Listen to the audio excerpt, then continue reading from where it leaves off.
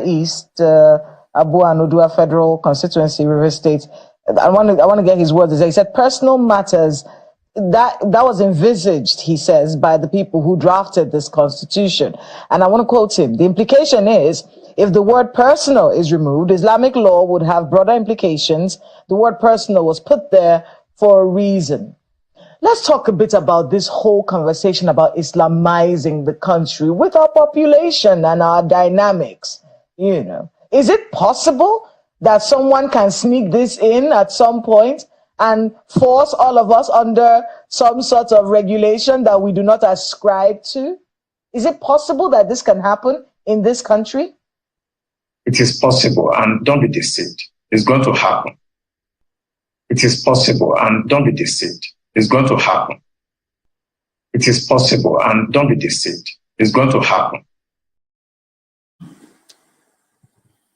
Hello and good afternoon. Thanks for joining me this afternoon. It is 3:30 Nigerian time.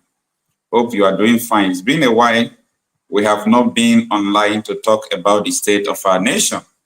And today we are going to discuss the issue of Islamization of Nigeria. I know this issue is a sensitive issue and a lot of people don't want to speak about it. A lot of people don't want to talk about it, but we are going to talk about it. Now, there is a former Navy commodore. Most of you know him, Mr. Onumi, Kunde Onumi. A lot of you know him. He's an Yoruba man. He is the first man that exposed this Islamization agenda 3 years ago. This man was the head of Nigeria military intelligence. He was a Navy commodore. He had worked with the DSS. So this man is a gift to everyone living in this contraption called Nigeria at this moment.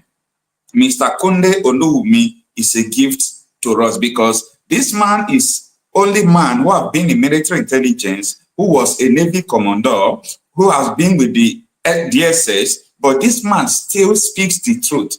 He's the only one exposing everything. Not that we don't know all these things, but if we are telling people, they find it difficult to understand. And today we are going to explore all these things for you to understand what is really going on. Now, 7 days ago, this same man was on Chinese television. He was there to talk about what he knows about the bill to expand Islamic law. And they asked him only one question. Do you think that Islamization agenda in Nigeria is possible? Is it possible for them to change the law? Is it possible for everyone to become, a Muslim tomorrow? How is it possible in this heterogeneous country? And Kunde Onawumi said just one thing. It is possible and it is going to happen. It is possible and it is going to happen. Take a listen. Abu Anudua Federal Constituency, River State. I want to get his words. He said personal matters that was envisaged, he says, by the people who drafted this constitution. And I want to quote him. The implication is, if the word personal is removed, Islamic law would have broader implications. The word personal was put there for a reason. Let's talk a bit about this whole conversation about Islamizing the country with our population and our dynamics. Is it possible that someone can sneak this in at some point and force all of us under some sort of regulation that we do not ascribe to? Is it possible that this can happen in this country? It is possible, and don't be deceived. It's going to happen. It is possible, and don't be deceived. It's going to happen. It is possible, and don't be deceived. It's going to happen. All right. I think this will be shocking to so many people. If you don't know the man who granted this interview a week ago, just try to Google him, Mr. Kunde Onawumi. This man has been to every corner of Nigeria intelligence, and he knows everything that is going on with Nigeria. So if this man is telling you that it is going to happen, it is possible. Believe him. And truly, truly, it is going to happen.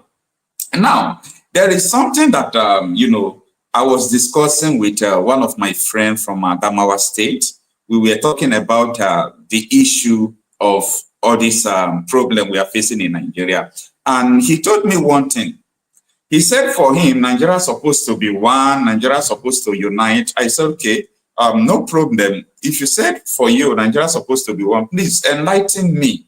We are supposed to be one in confederation, or we are supposed to be one like Nigeria and Ghana is in one ECOWAS, because I really want to know. He said Nigeria is an Islamic state. He mentioned this categorically clear to me. And I told him that I'm going to bring him live, and he promised to come live with me here. He said Nigeria is an Islamic country, that he's happy that he's a Muslim. So for some persons in this country, they already have it in mind that this is what it is. So I have to tell him so many things, and he was telling me that no, it's people who don't want Nigeria to be one, they are the obstacle. Nigeria is supposed to be one. Islam is not a bad country. I said, what is the problem? You can't force your religion on someone. Anyway, everything we discuss does not stop us from becoming a friend. He's a very good friend of mine. I know him when I was a higher institution. He's going to come here to discuss all these things with us, because if I am telling so many people about all these things, a lot of people don't believe what we are saying. But I thank God for someone like this Mr. Kunde Olawumi, who will come to the national television and say it as it is. Kunde Olawumi was saying that ask the SS. The SS knows. Ask the military, they knows what I'm saying. Ask this, they know what I am saying. Anyway, Kunde Olawumi went on to say that when he was the head of military intelligence in Nigeria, that they arrested people who are terrorizing Nigeria. They discovered that those people who are terrorizing Nigeria are not the problem, that the problems are the names they mention. He said, as I speak to you today, the people they mention are in the presidency. Some of them are governors, some of them are senators. What else do we need to understand about the state of nation? So if someone like Nnamdi Kanu is the obstacle that is hindering them from expanding as fast as possible, that should tell you why this man have been in detention. That should tell you why this man have been the way he is. Anyway, let's visit what Kunde Olawumi said just 1 week ago. Stay with me. Instead of them to actually discuss the 1999 constitution, it is a fraud already. That constitution is a fraud. Now, what you are doing now, you want to start, advancing the interest of those religious groups to actually now confirm that Nigeria is an Islamic state. And let me tell you something that people don't know. This thing was caused by the British. Between 1900 and 1960, they knew that they cannot govern the North except they allowed them to practice their religion, and they were using their religious leader to basically govern them. It is called indirect rule. Immediately after independence, 1960, the British knew that they shouldn't have forged these two people together. They know. But because they want to achieve the divide and rule and to be able to conquer and take our resources and steal whatever they want to steal over the years, they merged these two people together. They could not govern the North and South under one religious or administration. They know. So they now give independent and march you people to work together. That was why the 1960 coup started. That was how the Civil War started. Now, 86, Babangida came with the OIC stuff, tried to Islamize us. It didn't work. In 2000, when 1999-2000, when Obasanjo came, he permitted them to start practicing Sharia. Today now, they want to consolidate it. Once you remove that person, all of us, whether you are Hausa, Igbo, Yoruba, Jukun, Christian, traditional, you are now under the law, the Islamic law, because they put it in the constitution. In fact, listening to the member that was representing Ahoda East, Abu Anudua Federal Constituency, River State, I want to get his words. He said personal matters that was envisaged, he says, by the people who drafted this constitution. And I want to quote him. The implication is, if the word personal is removed, Islamic law would have broader implications. The word personal was put there for a reason. Let's talk a bit about this whole conversation about Islamizing the country with our population and our dynamics. You know, is it possible that someone can sneak this in at some point and force all of us under some sort of regulation that we do not ascribe to? Is it possible that this can happen in this country? It is possible, and don't be deceived. It's going to happen. Do you know Constantinople? Today's Turkey? They were almost 98% Christian before now. Today, it's an Islamic country. I did Islam in my master's program, and I was trained by Professor Alijani. He's a Persian. He's an Iranian American.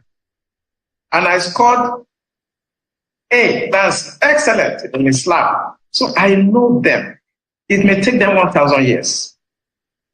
They will Islamize Nigeria. So they will take it slowly, gradually. They don't forget. All of us will be dead after some time. Our children that don't care, or this Gen Z will come. They will still Islamize this country. If they can do it in Turkey, today's Turkey, what stops you? Why do you think they won't do it here? Except we take steps now, because we are the ones that are talking about these things. Our next generation in 50 years will not even care. You understand? So I'm thinking that if some part of the country, I don't want to be specific, if they feel strongly about an ideology, a religious, but I think they can restrict it to their area. And I think maybe Tinubu should do well by developing this issue of regional autonomy where everybody should organize themselves, or at worst, let the country actually go apart, and you can do whatever you want in your area. I've come to that conclusion that I don't think we can stay together because of this very strong belief about religion.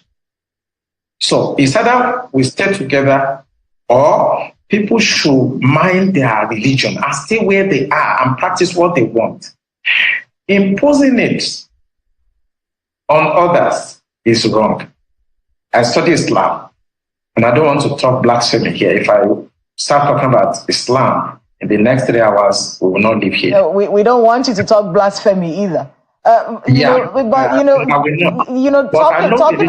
Talking about our country, in many, we are not a religious country, so to speak, on paper. We're a secular nation.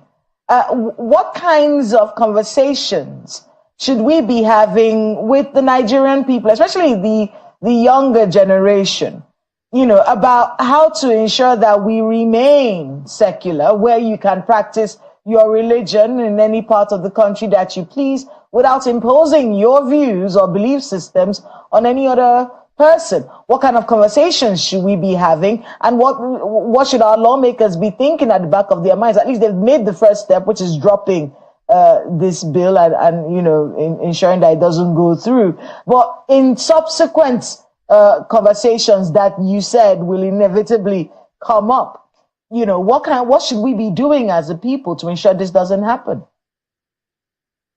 I'm going to be extreme. For me, if you look at Sudan, we have now North Sudan, South Sudan. I think we should have Northern Nigeria and Southern. Then they can practice whatever they want. There's no dialogue because they will not stop. I've told you it may take 1,000 years. They will still do it. But if you let everybody go their way, maybe you have enough, they remain there, and you have the sovereignty down south, then you can do what you want. But if you remain and you think you can talk to your Gen Z and people that don't care about anything, it will happen. It took hundreds of years before Turkey, Constantinople, Istanbul was converted completely today. And if you look at history will tell you that you cannot assuage these people. Who owns those banks? I did a lot of research, and I want our audience to go and find out the owner of Taj Bank, and the other bank. Then the picture will start getting clear to you. You have the Jaiz Bank and you have the Taj Bank.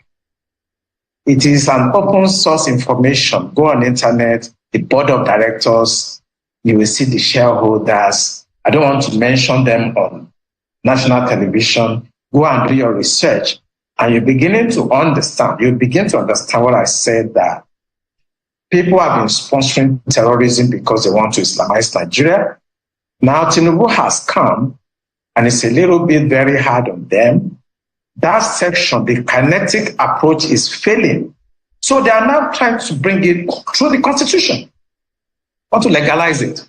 If we cannot go through the bush and kill as many people and they are still resisting us, and this man has come and is fighting this is just killing all the fighters, then let us go to the house and bring it in through the back door. We just remove that clause, personal. They will not know. They may not pay attention. They will just, and that is it. They will still do this thing. Go and find out the owners of those banks. They are the ones sponsoring these narratives. And I always say it on television, go after the sponsors. Those guys speaking in the house, they are just paid to do that. And with time, they're going to bribe the remaining ones and they will pass it. If not this year, it may be 10 years time. If it's not 10 years time, it may be 50 years.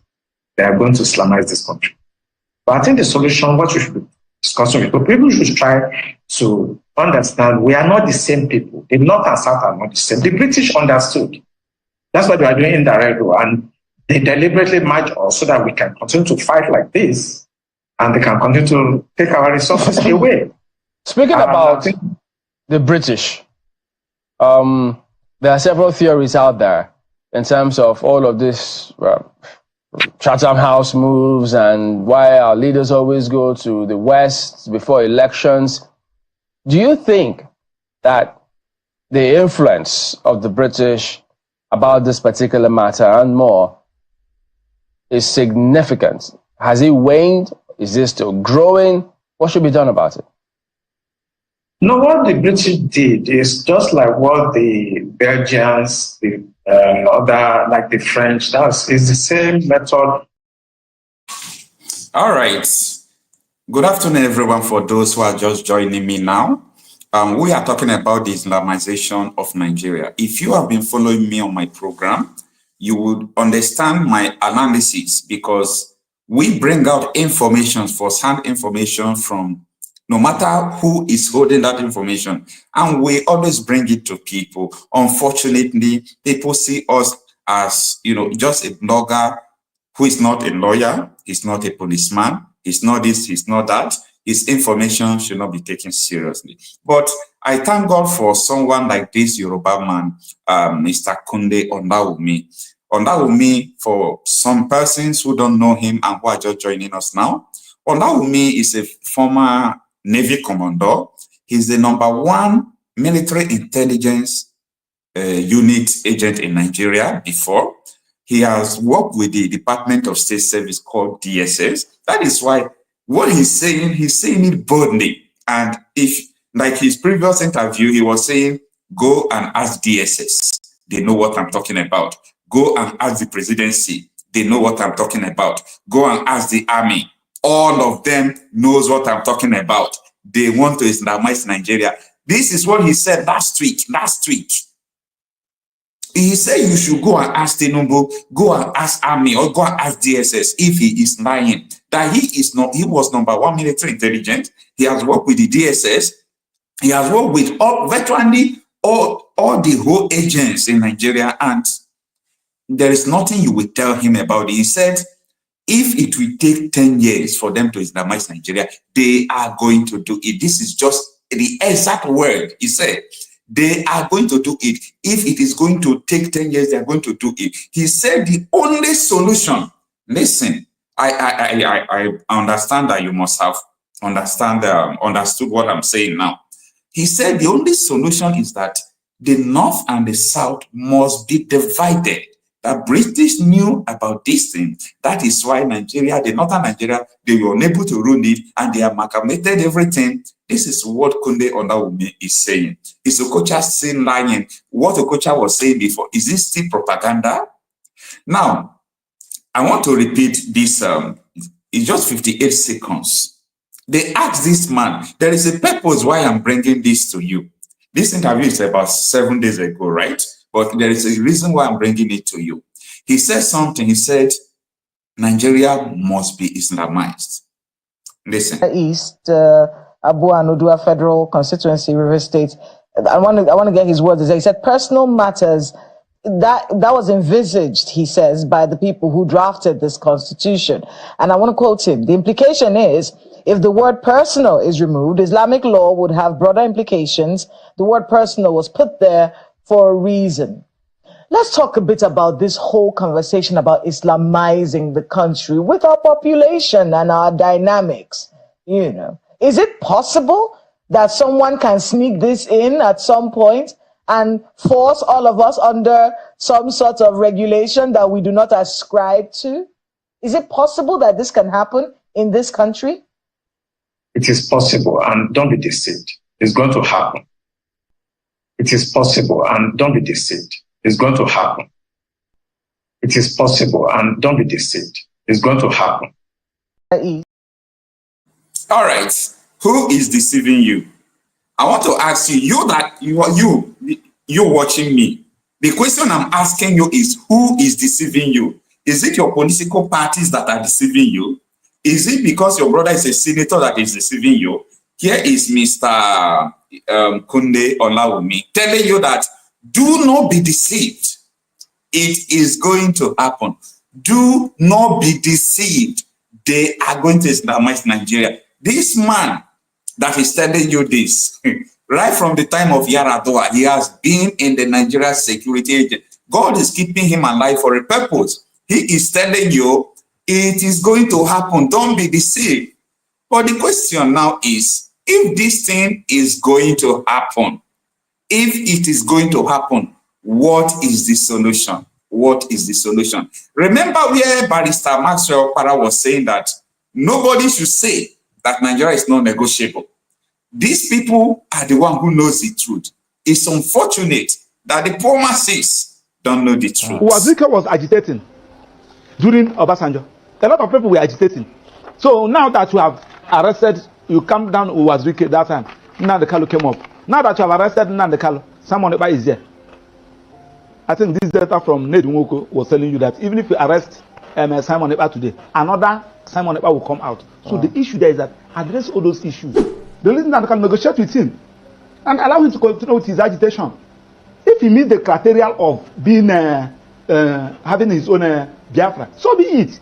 Don't tell us that this country is not negotiable. Is not negotiable. The unity of this country is not negotiable. It's negotiable, for Christ's sake. Don't tell us that the unity of Nigeria is not negotiable. It is negotiable. That is the point I want to make clear to everyone. If someone like Kunde Onawumi can have the guts to come out to say Nigeria must be separated, I mean #1 military intelligence in Nigeria, I think you have to go and Google this man and begin to watch everything, every broadcast this man is making. There are some persons who are sense to Nigerians. They are the one who are telling you the truth. These people have been in all the whole security agents. They are telling you that Islamization of Nigeria must happen. It might take 50, it might take 40, it might take, I don't know how many years it's going to take. But Kunde Onawumi is telling you it is going to happen. It's a matter of must. He said it is possible.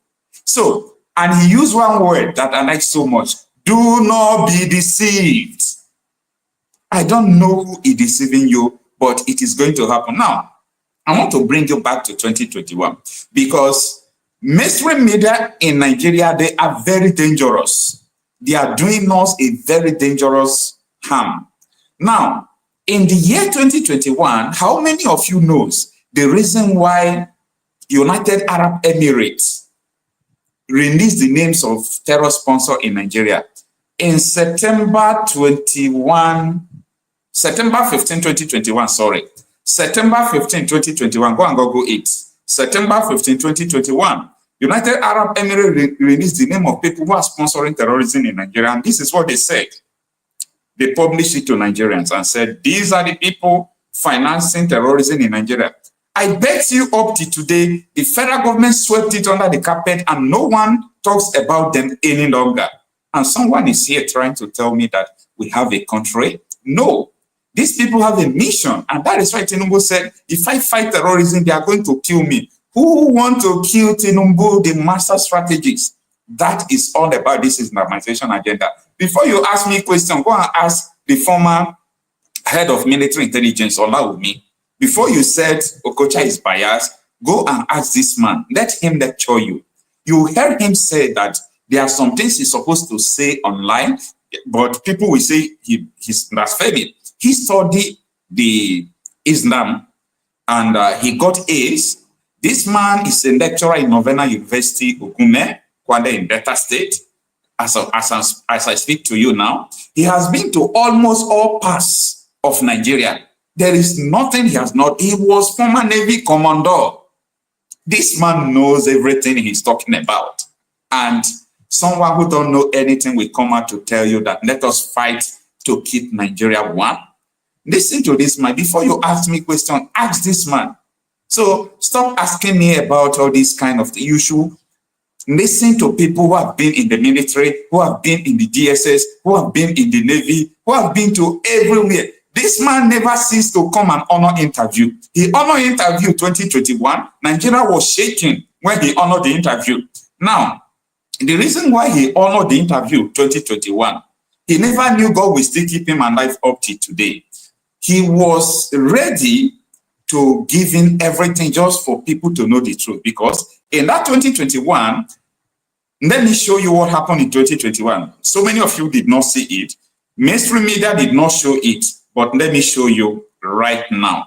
In 2021, Boko Haram members, their sponsors are people in government, as you know. They hijacked Borno State. They appointed a governor in 2021. They appointed local government chairman in 2021. They have their own government as I speak to you. Many things happening in Nigeria. People are not giving you the information. Our mainstream media are not showing you. Now, take a listen to this. Take a listen.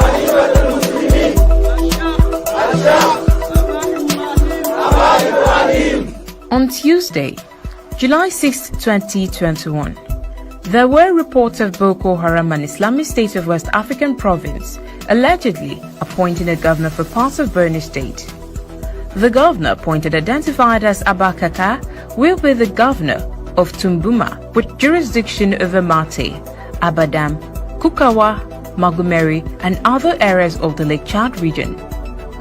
This development is coming despite repeated assurances from the government of the decimation of the terrorist sect. Abakaka's government has the structure of a normal government, as it will impose taxes on fishing activities, farming within its jurisdiction. Members of the sect are said to be collecting 5,000 naira monthly from traders and farmers, while fishermen will pay 2,000 naira per bag of fish, among other levies. Other members appointed by the sect include Abubakar Dan Bunduma as operations commander in Timbuktu Triangle, while Baba Issa was appointed to oversee taxation and revenue of fishing activities and was posted to Kaga in Abadam to relieve Abu Abdallah. Ibn Umar is now chief prosecutor. Abu Umama becomes Amir of Tundu Wogo, while Mohammed Maina is the commander of Sabon Tumbu, among others. It was gathered that the Interim Council introduced mobile courts and some policies to harmonize all insurgent activities and groups under the leadership of ISIS. The administration has also established 2 caliphates at Lake Chad and Sambisa Forest to sustain its war against countries in sub-Saharan Africa.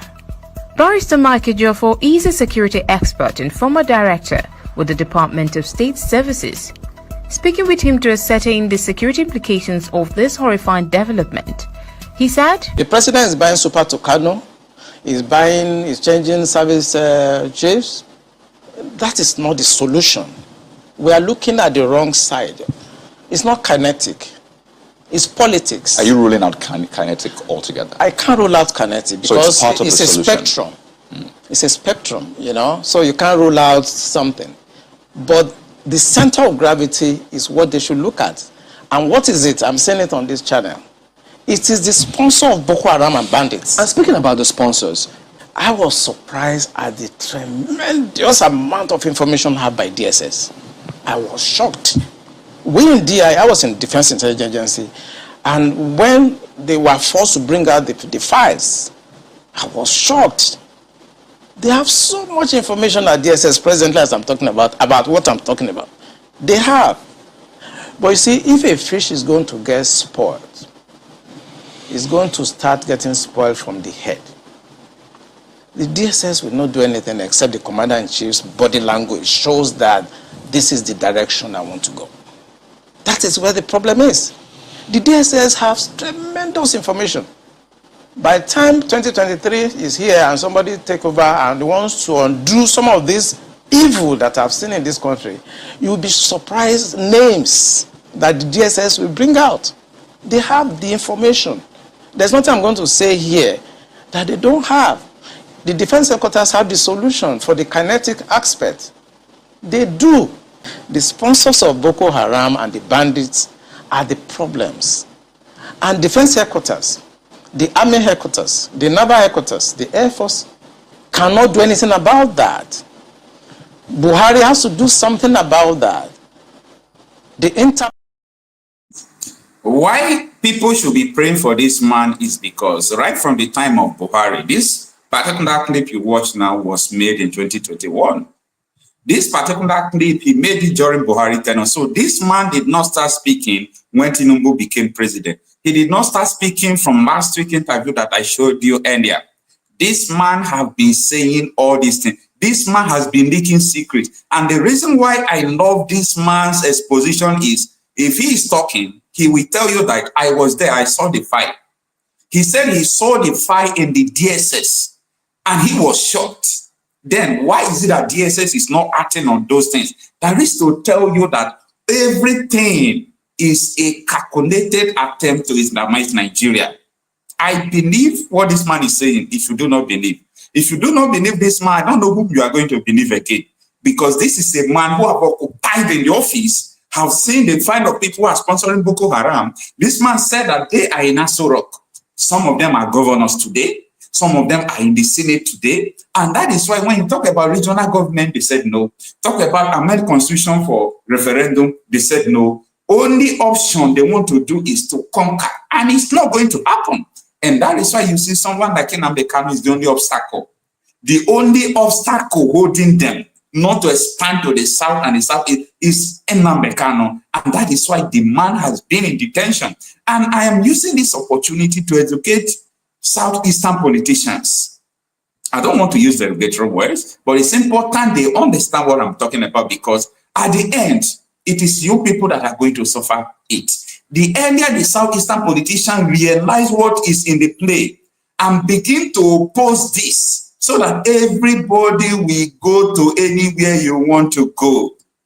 The Southeast politicians must understand these facts.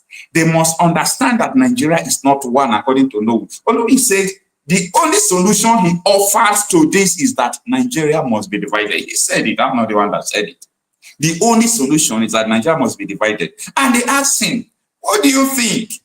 Do you think that it's possible for them to just Islamize everybody? He said, don't be deceived. It is going to happen. That word, mark it down, write it down. Don't be deceived. It is going to happen. Don't be deceived. It's going to happen. He said, if they did it in Turkey, 98% Christians, who are you when you have only 49% Christians? They will do it at no level. If they can do it in Lebanon, those people that have 60% Christians and today you can't have a church in Lebanon, who are you? When all your politicians can embrace it, everyone can embrace it. Anyway, I want to open this line on the screen. I want people to start calling in. Tell me what you think about what Onawumi said. Mr. Kunde Onawumi.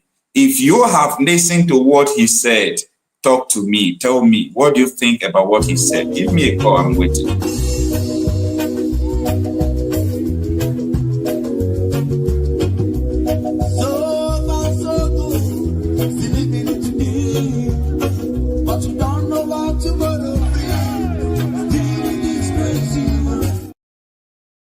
All right, let's have our first caller over here.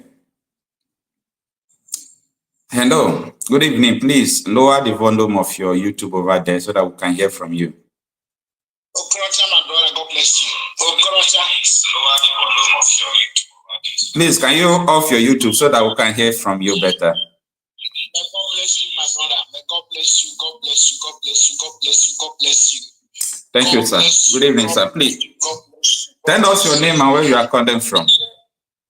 My brother, I'm calling from Igbo, Biafra. You see, why I am praying for you is that my prayer, I'm a true worshiper of God, Almighty God. I'm not adding anything of worshiping God. That God I worship will protect you and He will take you to high level. Amen. He will take you to high level. You are going to open your own TV station that will be more posted than more than Arise Television, more than Channel Television. Amen. Because God have used you to open the eyes of so many people that are still sleeping. You see, I'm on your. Anytime you are in program, I always there, but I don't call. But I just watch and watch and watch the one you do in the midnight and the rest of them. You see, my brother, the only solution that can save everybody is for us to everyone to go his or her own way. That is the only thing. All right. Anybody that are thinking that we are going to get this, we are going to get that, to keep Nigeria one, that person is a big fool. That is the person that is still sleeping. That person doesn't know his or left or right. Let me ask you a question. Let me ask you some questions because of time. Hello? Yeah, let me ask you some questions because of time, because some persons will also call it. So yeah. Now I believe you must have been from the beginning of the program and you listened to Kunde Olawumi, right? And he said a statement categorically there. He said, ask DSS, they know what I'm talking about because I've been there. Ask the military, I have been there. I was former head of military intelligence. That the people who are sponsoring Boko Haram, all these people are in Aso Rock. Some of them are senators, some of them are governor today. And their plan is that they will Islamize Nigeria. And they asked him, do you think it's possible? How possible is it to Islamize Nigeria where we have multicultural people and so on and so forth? And he made one statement and said, do not be deceived. It is going to happen. For you, do you think it is going to happen? Please just answer us in 3 minutes while we receive another call.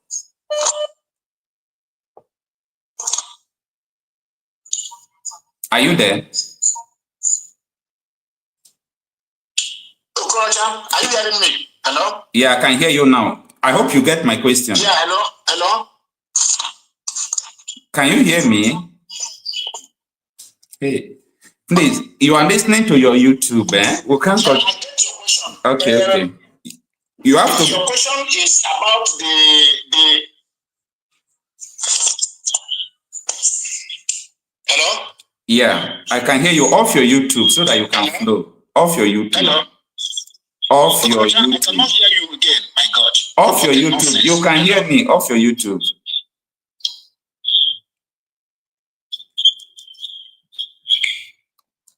Off your YouTube. You can hear me. Hello? Off your YouTube. Off your YouTube. Hello?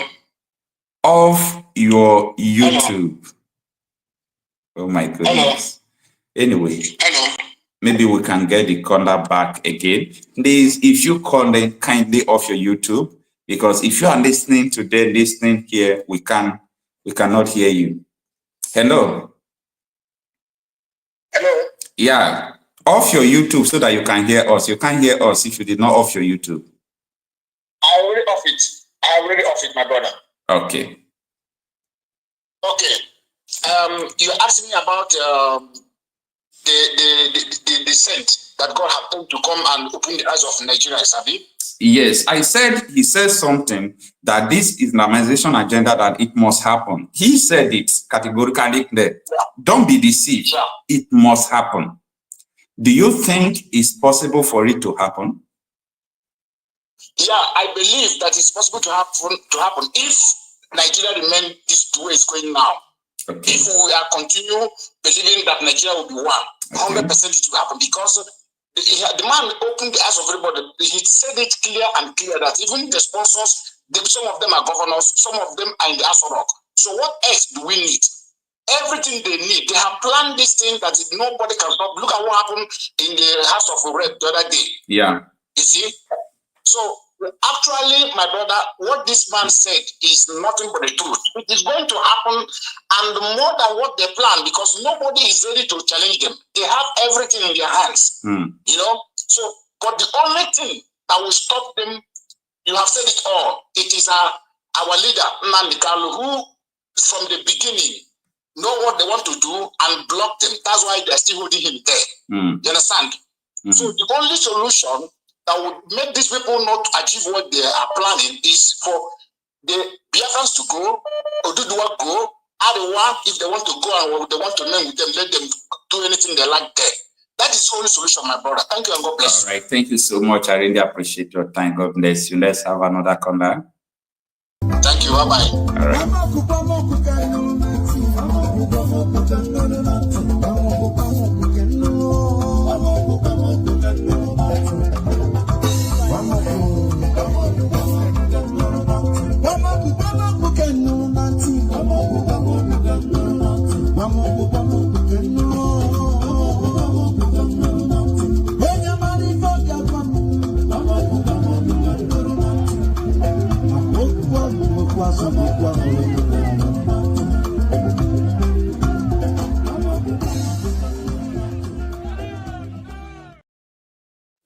All right, I just lost the call now. Please kindly call back. I saw some message. People are saying send your number. You can get the number from the stream. I also pinned the number on the comment section. We are talking about the Islamization of Nigeria. This thing started as a doubt. A lot of people doubted this fact that Nigeria can be Islamized. Come on, how now? How can you say that people want to Islamize Nigeria? This was how everything started. And little by little, we are seeing the move from Ruga move to mass slaughtering to ethnic cleansing, to name a few. We have been seeing all these things going on in Nigeria. And even when Danjuma warned people that, oh, military are colluding with the bandits and Boko Haram to wipe away Nigerians, people did not take it serious. Before Ondowumi, who have been the #1 military intelligence, former DSS collaborator, and so on and so forth, former Navy commander, before he started exposing what is going on. And now everybody is running up and down. Let's have another caller, please. Hello. Hello, Okocha. Yeah, good afternoon, sir. Or it's good evening here. This is 4:13 Nigerian time. Thanks for joining us. Yeah, it's morning here. Good morning. All right. Your name and where you are calling from, sir? I'm Cletus, calling from Atlanta, Georgia. Okay, Cletus from Atlanta, Georgia. How was the election of the United States? I think the word is quiet because someone who they don't understand is the president now.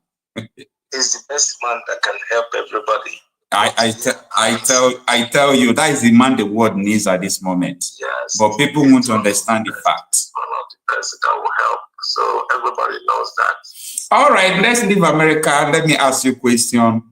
Mr. Okunde Olawumi is taking a bet. He said Nigeria must be Islamized. If they did it in Turkey, where they have 98% Christians who are Nigerians, he said he has been to the DSS. He was #1 military intelligence before, and he have seen the fights. He got the information that Nigeria must be Islamized. Do you think it's possible? Yes, 100% possible. Because I've listened to one of the Lebanon lady who told everybody how they did everything about that in Lebanon. Okay. How she suffered with her family. I listened to the woman carefully, perfectly, what she told everybody how when they were Christians before they turned everything to Muslim. Okay. So it's possible in Nigeria. I know it's very possible because when this man said this thing, allow me said this in 2021, I watched everything. People were laughing. And this one he said recently is last week. Oh. The one he's talking about. I'm talking about the first one. Okay, the first one, yeah. I know, I still watch this one he said last week. So it's very, very possible. And do you know the reason why they are keeping Nnamdi Kanu up to this moment? the reason why is that he exposed them completely. That is the annoyance Buhari is having. Buhari is the one keeping him, not Tinubu.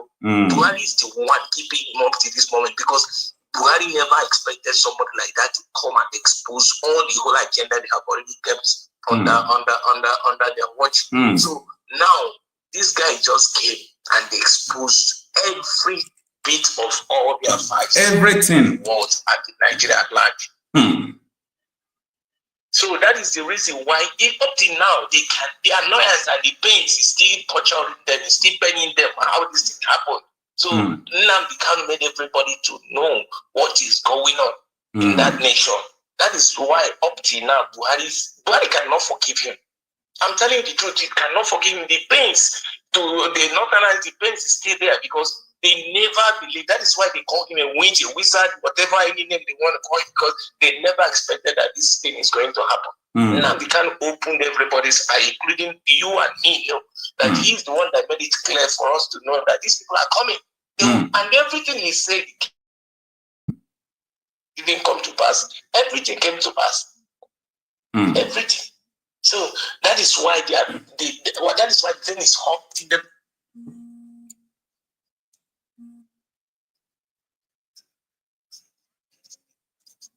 Like that. Okay. So all those people, no, this man, oh God, he made everybody in that nation to know their agenda and their plans. And that is why it's difficult for them now. They thought it's going to be so smooth because Nigeria was, all of us was sleeping. Now we just knew what the plan was. So they now say, oh my God, no. We will kill him, we will leave him there, he will suffer. Buhari cannot do anything. Tinubu cannot do anything because the man that kept him there is still telling Tinubu to leave him there. Yeah, for Tinubu to say, sorry to chip in this thing, for Tinubu to say that if he fights insecurity, they will kill him. That is to tell you that he don't even have the power. The only person that will say leave Nnamdi Kanu to move before you said he's out from there is Buhari, and he's the one keeping him. So Tinubu don't have any power to do anything. He wants to do it. He can do it, but the person he's working, his boss. Let me just put it that way. His boss is Buhari, so he can't do otherwise. Buhari is not insulting. That thing, all the good thing he said about Buhari is just minor, but the main reason why he's still there is just because of the way he exposed all the whole agenda he kept for the nation. So it's very.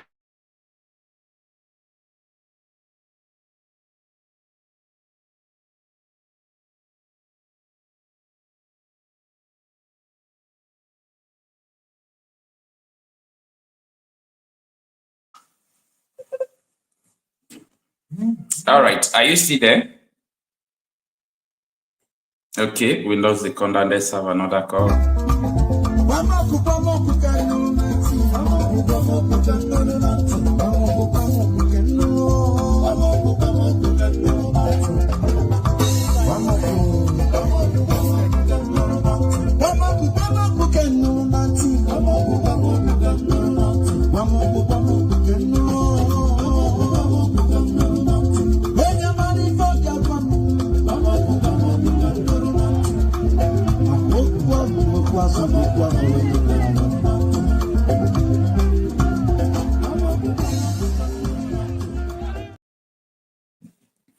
All right, we just lost another caller. Please kindly call in. Yeah, what Ndawumi is saying is not a new thing. How many of you remember the video of the former Zamfara state governor? I mean, the incumbent accusing the former Zamfara state governor. We are going to come into that after this call. Let's get this call. Hello. Hello. Hello, Mr. Okocha. Good morning. Yeah. Good evening, sir. That is Mr. Bosco from USA. Yes. Good to see you again. Come on live. Yeah, even though I'm not seeing the telephone, I recognize your voice. Okay. Thanks for joining. Yes, thank you, my brother. Yeah, I see the topic you are trading. Yeah. You see, I mean, it is quite clear. That is their game plan, my brother. They're trying to Islamize the country. But the funny thing is, sometimes I don't really understand what is going on with this our political elite. What is their own plan? These people have plans, but they themselves don't have a plan. That man has said it, and what he said is the gospel truth. I mean, it's clear. It's there now. He said, ask them. No, they know what I'm saying here. The reason why this man is still in hell, Nnamdi Kanu, is because everything he said is the truth. Exactly. They're holding him because they're scared of him. Well, first of all, they tried to kill him in 2017. They couldn't kill him. Now, in Kenya, they tried to kill him after he was when they kidnapped him, they tortured him for 8 days. They tried to kill him. They could not kill him. Now they brought him to Nigeria. Now he has been in detention for over 3 years and counting. Trying to kill him by any means necessary. They just cannot kill him. That man is on a divine mission. I don't know how else to explain it to these people in Nigeria. You cannot kill that man. That man is on a mission.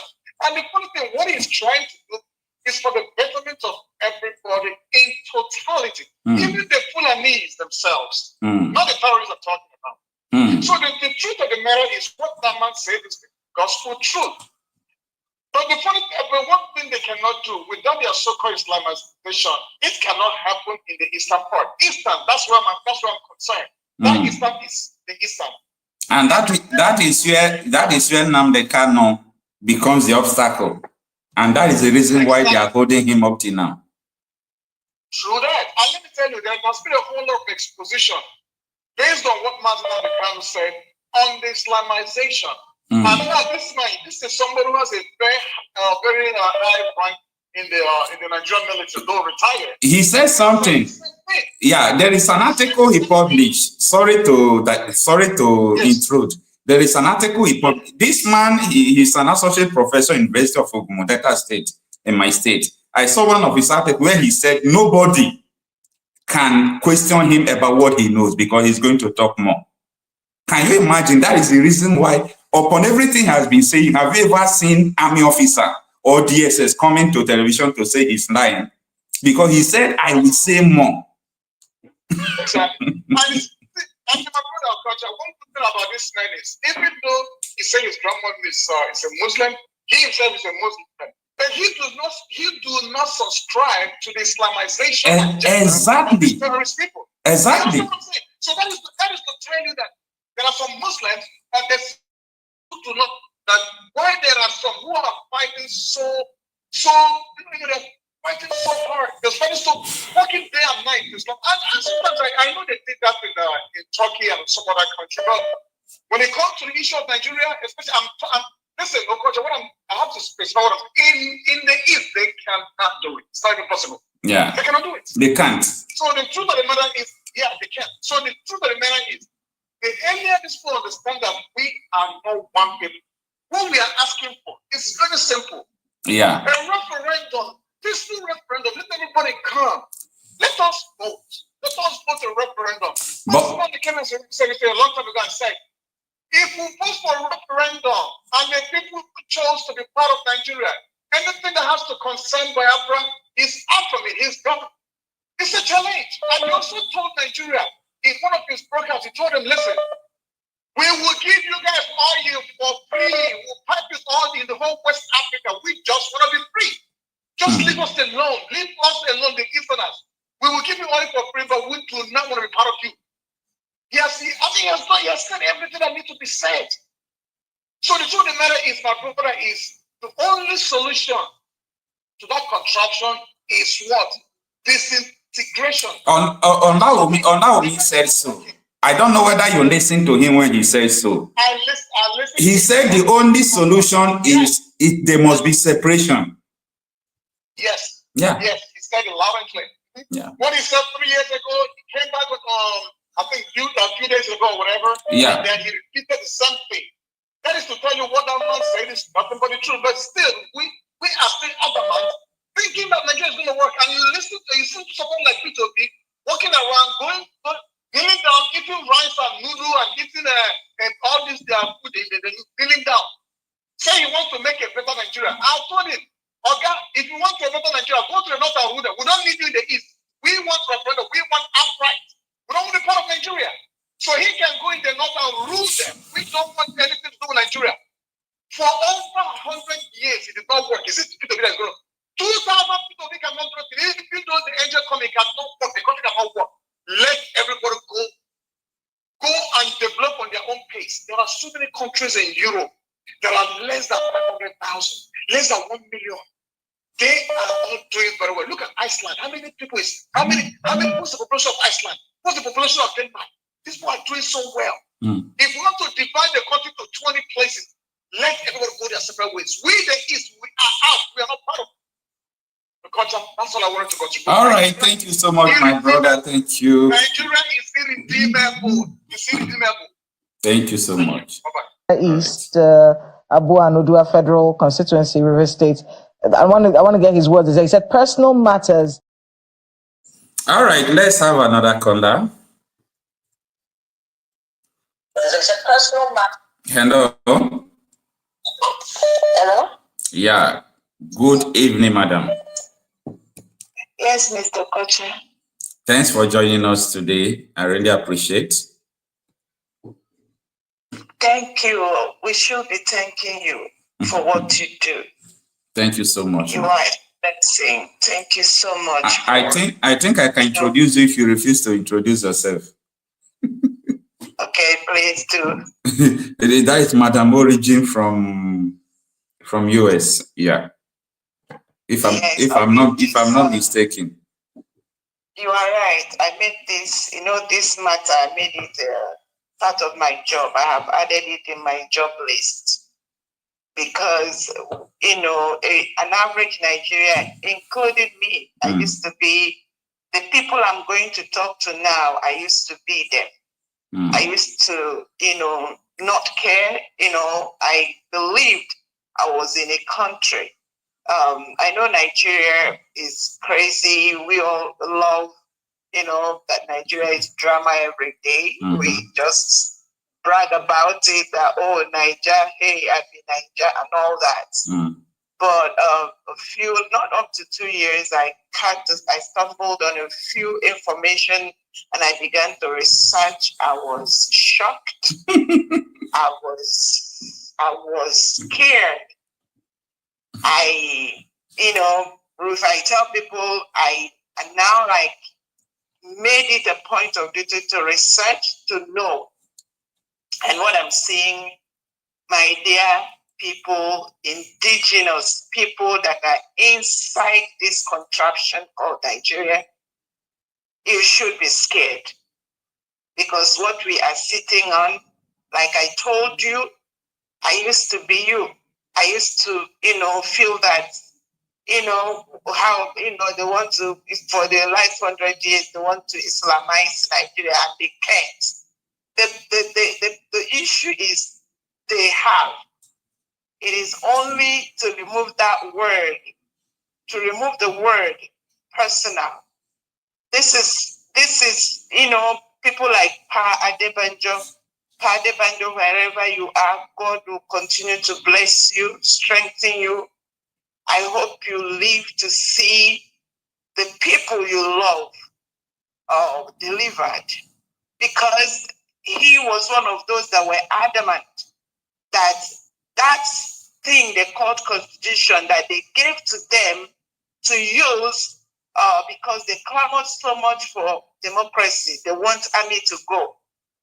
They were among the few that refused that we can't go into election with this constitution. This is not a democratic constitution. We need to change it. People like Abdul Salami, the same deception. I think to a large extent we are so used to this deception that we have come to now like deception. Nigerians look forward to be deceived.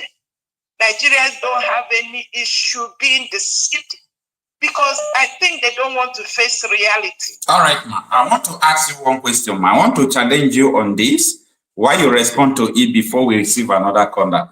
You are talking about that the only thing they have to do now is to change from personal to generalizing that context of the Constitution that will make Sharia to be an obligation to everyone, that clause or that part of the Constitution to everyone. But that is not it all, because these people are using both kinetic and non-kinetic.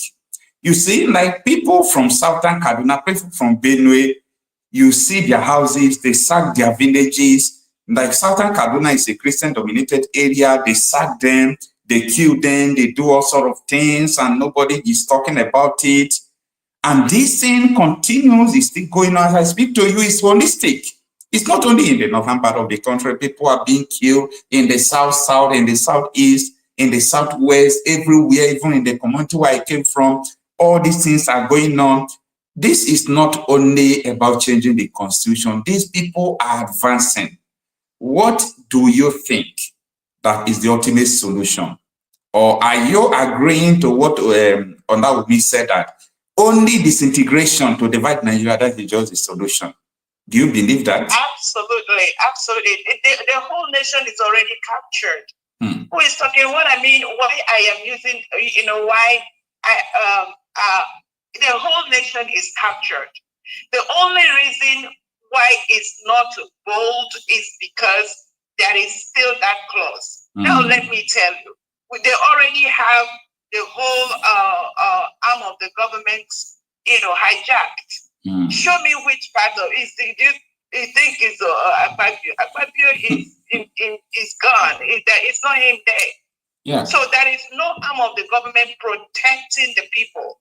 The only thing that is now, only one thing left is that word. Once that word is removed, they now have it's like any length of the country, they can go to one place and clean up in one day because they are now enforcing the law.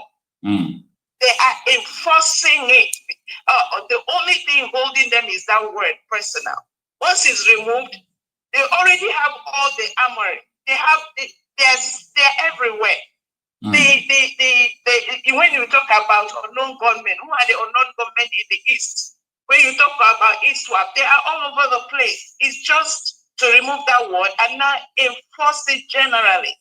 There is nothing holding them. So the only solution is disintegration. Anybody that is, thinking that they are safe, I tell you, they are not.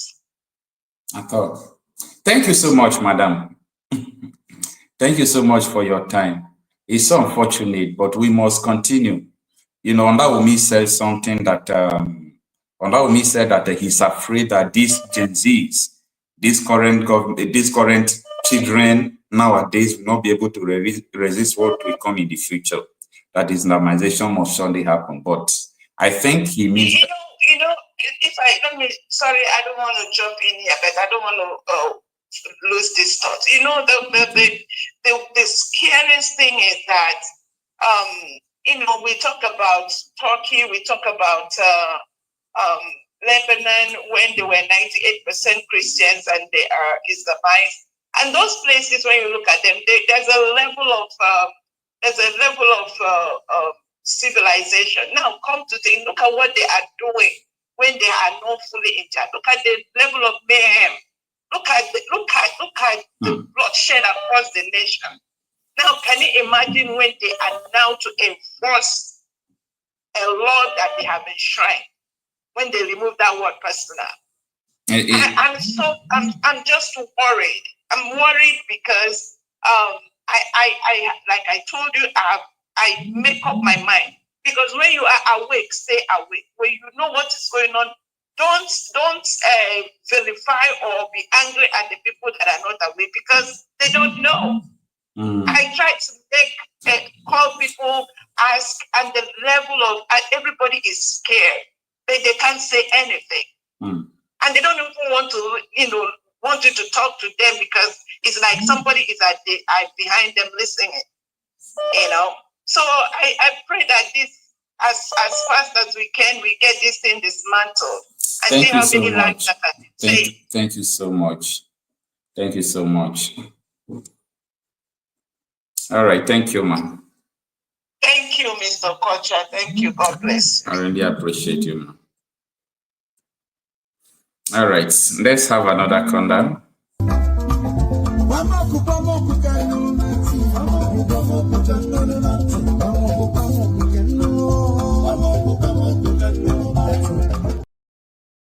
All right, let's have another countdown.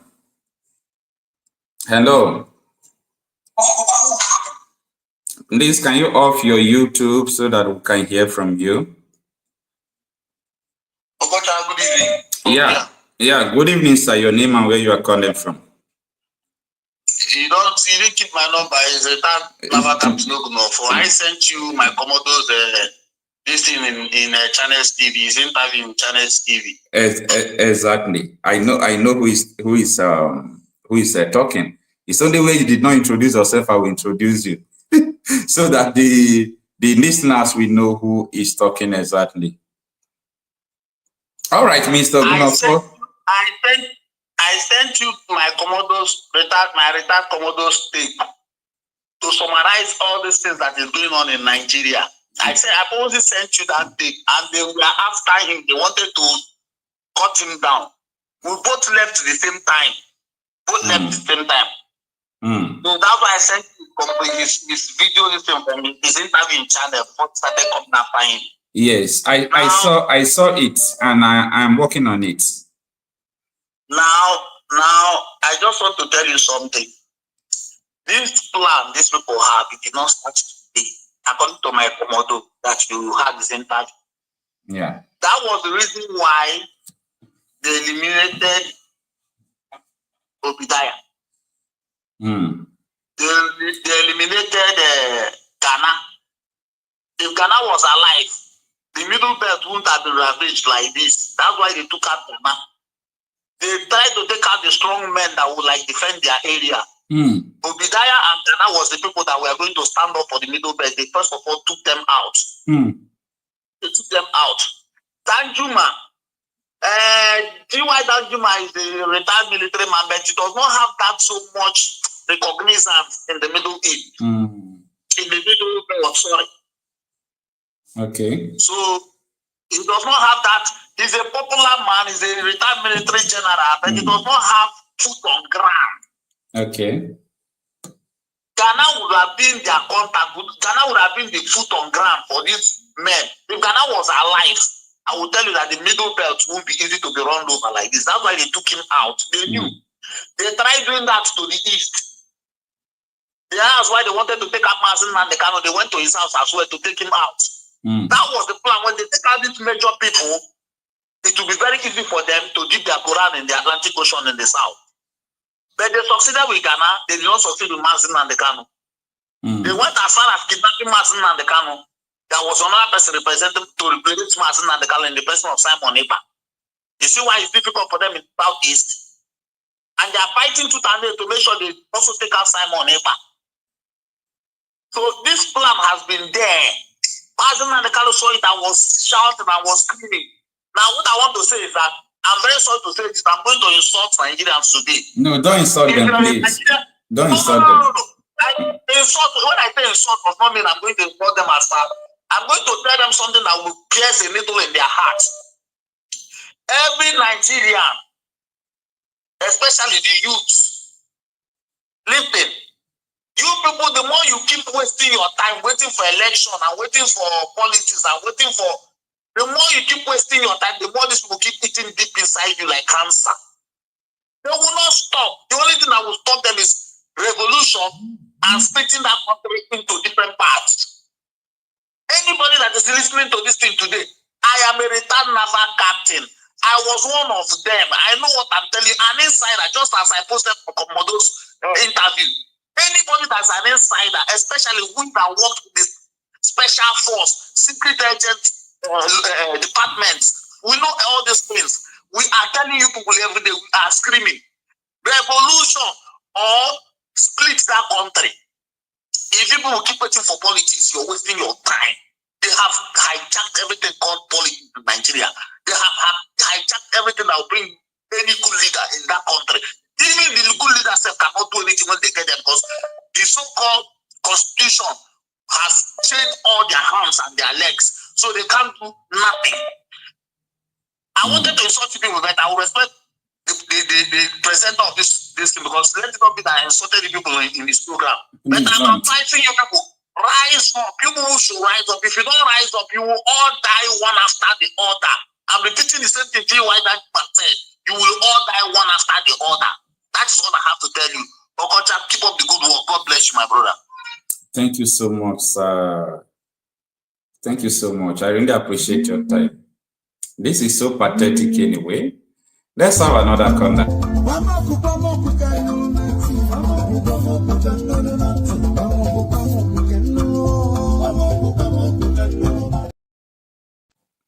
All right, let's have this corner. Hello. Hello. Yeah. Good evening, sir. Your name and where you are calling from? Yeah. Yeah, my name is Nnamdi. I'm calling from Germany, USA. Sorry. All right. Thanks for joining us, sir. The last caller, just go and get coffee and drink. You know, the last caller.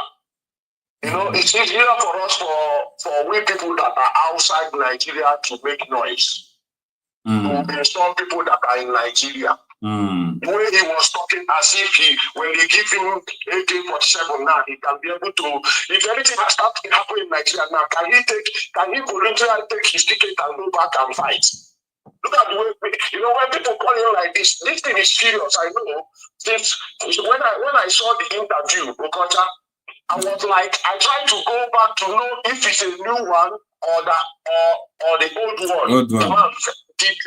The man did 2 years ago or last year. No, it's 7 days ago. I mean, 8 days ago. Yeah, no. When I saw this new one now on YouTube, I tried to go back to cross-check if it's an old one or new one. So I now saw that it's a new one. Then I now went back and saw the FBI, this Israeli ambassador, what he said. Yeah. So now I begin to correct it now. For this, and then we went back to National Assembly. How they were pushing the Sharia law into this, You are now connecting the dots. You see? So when you go on this thing and you see the way they are crying at the north, the way they're everything is happening. You don't blame anybody in Nigeria. The people I want to blame now, 100%. I will call them by their name. Dave Ekpa State Governor. What do you call his name? Imo State Governor.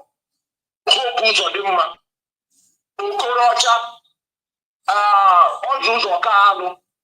These are the people that saw this thing from the beginning, and they connect with these people just to eliminate Nnamdi Kanu. Have you been? They went for that meeting and said, Nnamdi Kanu will be talking bad about you in front of these people. Go behind, establish your ESN. Let them be doing what they are doing. But these people, they want to eliminate Nnamdi Kanu to stand tall. I saw a video today. Ekpa State Airport now, there's a church service there now. Ekpa State Airport. It's of no use. Everyone is dragging, forgetting that they will leave and go, and people will still be there to suffer. So now, as this thing is coming now, like question you are asking people here, is going to happen if these people in politics did not take precaution. And I want to warn our people from the Igbo side, south, because there's water. Because any place you have water, you are able to bring anything in. They should be serious with this issue because they live close to water. And now, our people in Igbo land and southeast, I want to tell them, young people should not be gathering more than 1,000 in a place. I don't want, like, when they gather, these people will know that we still have men to stand, youth to go for them, that will stand against these people. They will keep on putting army there, eliminating youths. So they should stop gathering so much, like partying and everything. So now, these our governors, they should sit up. Something heavy is coming. We can get ourselves. I don't know about the West, but the Southeasterners, when we get our South Niger Delta along, like people from the River States, when we get them along, we can fight these people. We can defend our side. We are already conscious about this game. We know it already. In every Biafra, in any southern eastern person region, this thing is in their mind and in their head. They grew up with it. They are still living with it, and they are going to die with it. So we are prepared, in our mind, to fight. So, but our politicians are keeping us down. They are the ones keeping us down because they want to gain something from these people. So they should open their eyes. For somebody to be in abroad or anywhere shouting, he want to abuse people at home. These people at home are the people that are going to start it. Can that person tell me now if he can take tickets now like Ukraine people, go back to their country and fight? Can he bow for that? So they should not insult anybody at home. Those people, when they come out, when they say revolution time is over. Election time is over. Referendum time is over. Now it's war or tsunami. This is what I keep on telling people. Either natural disaster in the nation, everybody will start afresh, or war. Because if you see now, they cannot leave you. They cannot leave us. And imagine now, why they are holding Marcel now, they can't there. It's because Marcel now cannot expose them. He made everybody to know about this movement. That's why they hate him so much. And some people never believed him. They were insulting him because they want to get money. And all these our young rich people that are showcasing money, big properties, money. When the time comes, they will lose everything. Thank you so much, Mr. Porter. Thank you, sir. Thank you, sir. We are in a big mess. Thank you so much.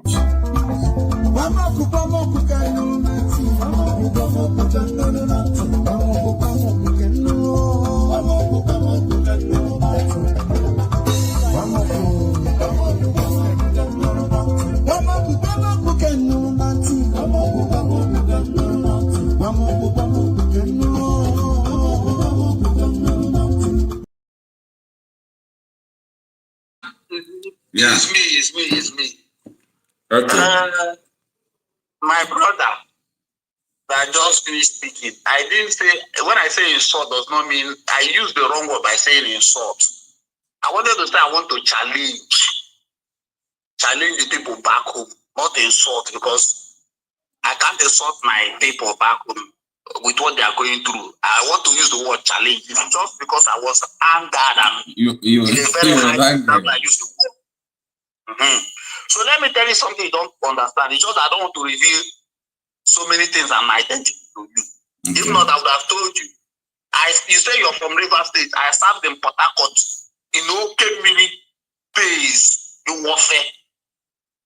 And my name I will not tell you, but I just said I'm Captain Ogunofo. If I call my real name, as I'm talking, everybody will know who I am. I served in Kemiri base in a warfare. Not just served, I served for good 7 years. I captained the TPS Marine warship for 3 years. I also went to Liberia. There's one company, there was one colleague that used to speak to you too, that went back to Ghana. Yeah. If I call my real name, he will know me because I met him in Liberia. He knows me very well. So if I call my real name, but if you think very well, you will understand who I am because he knows I'm the only naval captain from Nigeria amongst the group that went to Liberia that was in the same camp with them.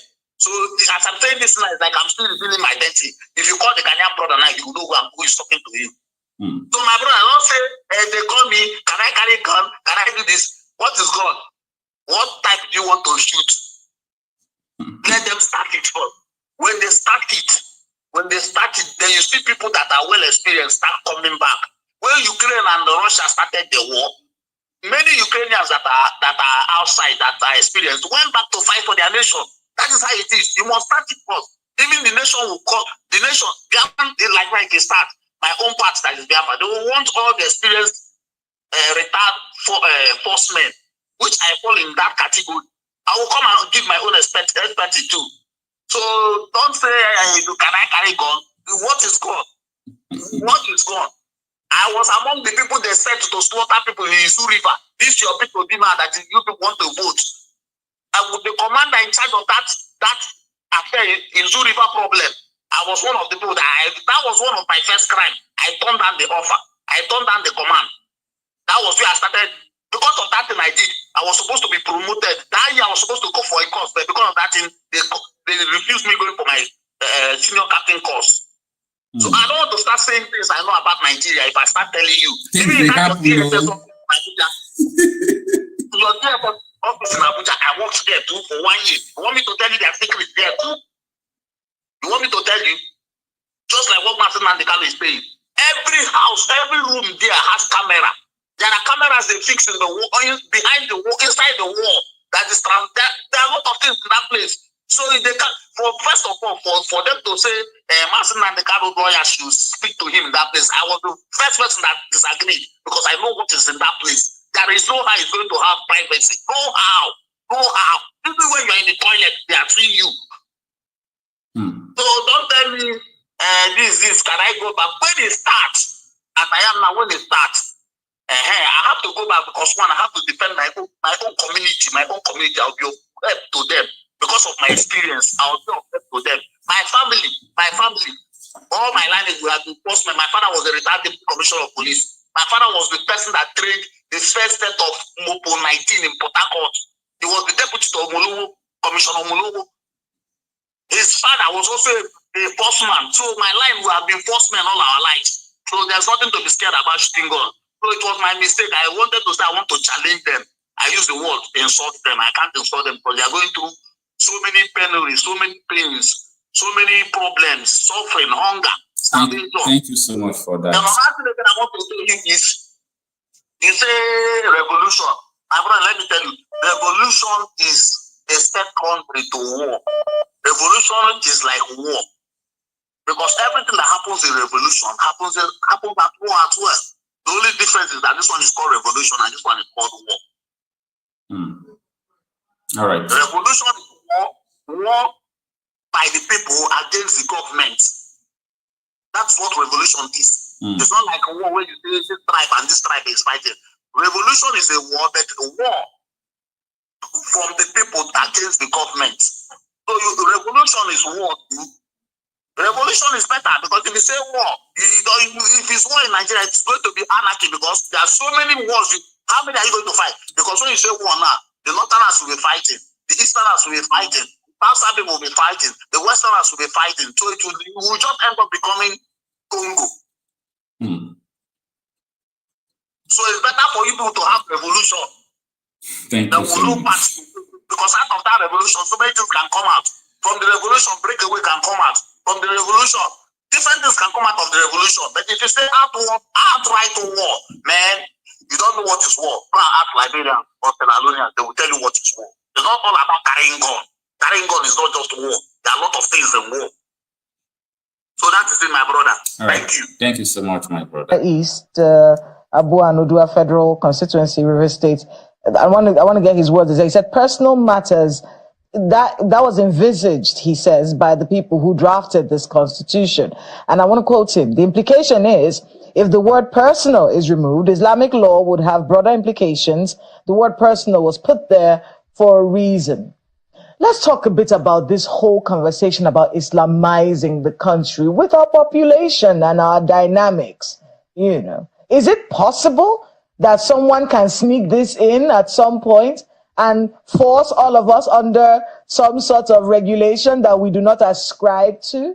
Is it possible that this can happen in this country? It is possible, and don't be deceived. It's going to happen.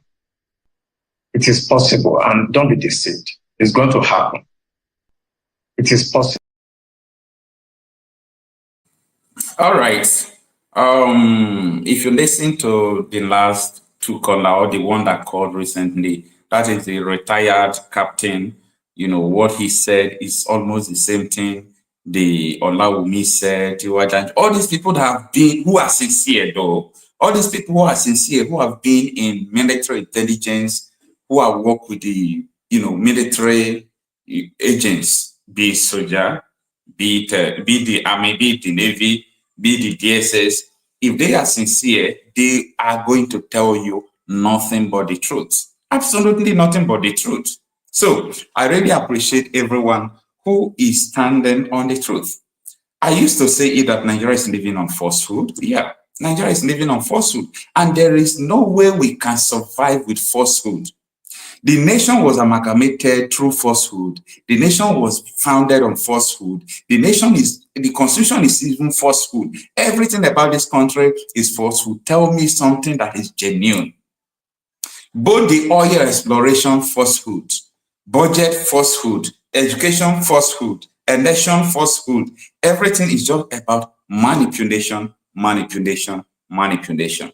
Anyway, let's go back to what Ugochiri said, because I think most of our politicians are beginning to open their eyes. They can now see what is going on. Listen to what this House of Rep member, the leader of the minority caucus, Ikenga Imo Ugochiri. Even as bad as Boko Haram issue that has to do with somebody waking up because of whatever belief, killing people, beheading people, there's a heinous crime, bigger than even treason. But still, government went on negotiations at different times. Government went on rehabilitation. Imagine rehabilitating a murderer that enjoys beheading. But government still was doing it because government wants lasting and sustainable solution. Now, issues that were, triggered by injustice and unfair treatment and exclusion and so on and so forth leads to this agitation in the East. Up till now, federal government has not sit down on the table to discuss with Southeast leaders and Southeast youth. This even goes a long way to show that they don't care about what happens to the East. They don't care about us. They don't care whether we'll survive. They don't care whether we are dying or whether we're killing ourselves. In a country that today, whether you like it or not, we are the biggest investors outside our region. How many of the regions have massive investment in other regions? That means the Igbo man is one that even believes in the sustainability of the Nigerian project. That is why he can invest in a zone or a land where he does not come from. So, but just ordinarily sit down and let's find a solution. Because the root cause is also rooted to these issues of exclusion. Injustice that have spanned for decades. And the more you are alienated, the more you tell the ones that are growing that you are not wanted. And that's why you see the result to all these crises that have brought instability. Now, instead of finding a way to calm nerves and restore it, you go about showing them, I don't care about you. So I'm using this as I'm commending the president for freeing discontinuing the treason charges against those kids. We're also begging him that exercise the same constitutional provision under Section 174 thereabout, and let the Attorney General issue a knowledge and discontinue the trial of Marcel. And especially at the time that the judicial system has made conclusive pronouncement at different times, Federal High Court, different court, that this trial has no legal basis. At least in these cases there have been final pronouncement, but you're still fighting and must prove that he's guilty. That means hate. That means you hate the tribe. Because there's judgments of court that have said, release him. The invasion of his house was an attempt to assassinate and kill him.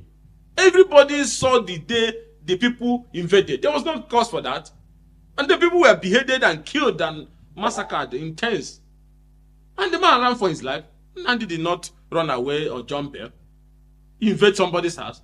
Just like the time those murderers from my area, in the name of politics, invaded to attempt to behead me and killed some of my family members. Didn't we flee? At the end of the day, when we were able to survive, are we going to, even if I was on bail, I should keep the head so that they can cut it off like ancient Greece. So the man have to run to survive. And then the extraordinary rendition is unknown to our law. It was a clear case of kidnap and abduction, which the court have also declared as illegal. So I've been issued there's even no trial. So why is Nnamdi still in detention? Because he's an Igbo man. That's why you have the same, another traditional ruler that is kept in Lagos prison, that the Lagos State government is trying.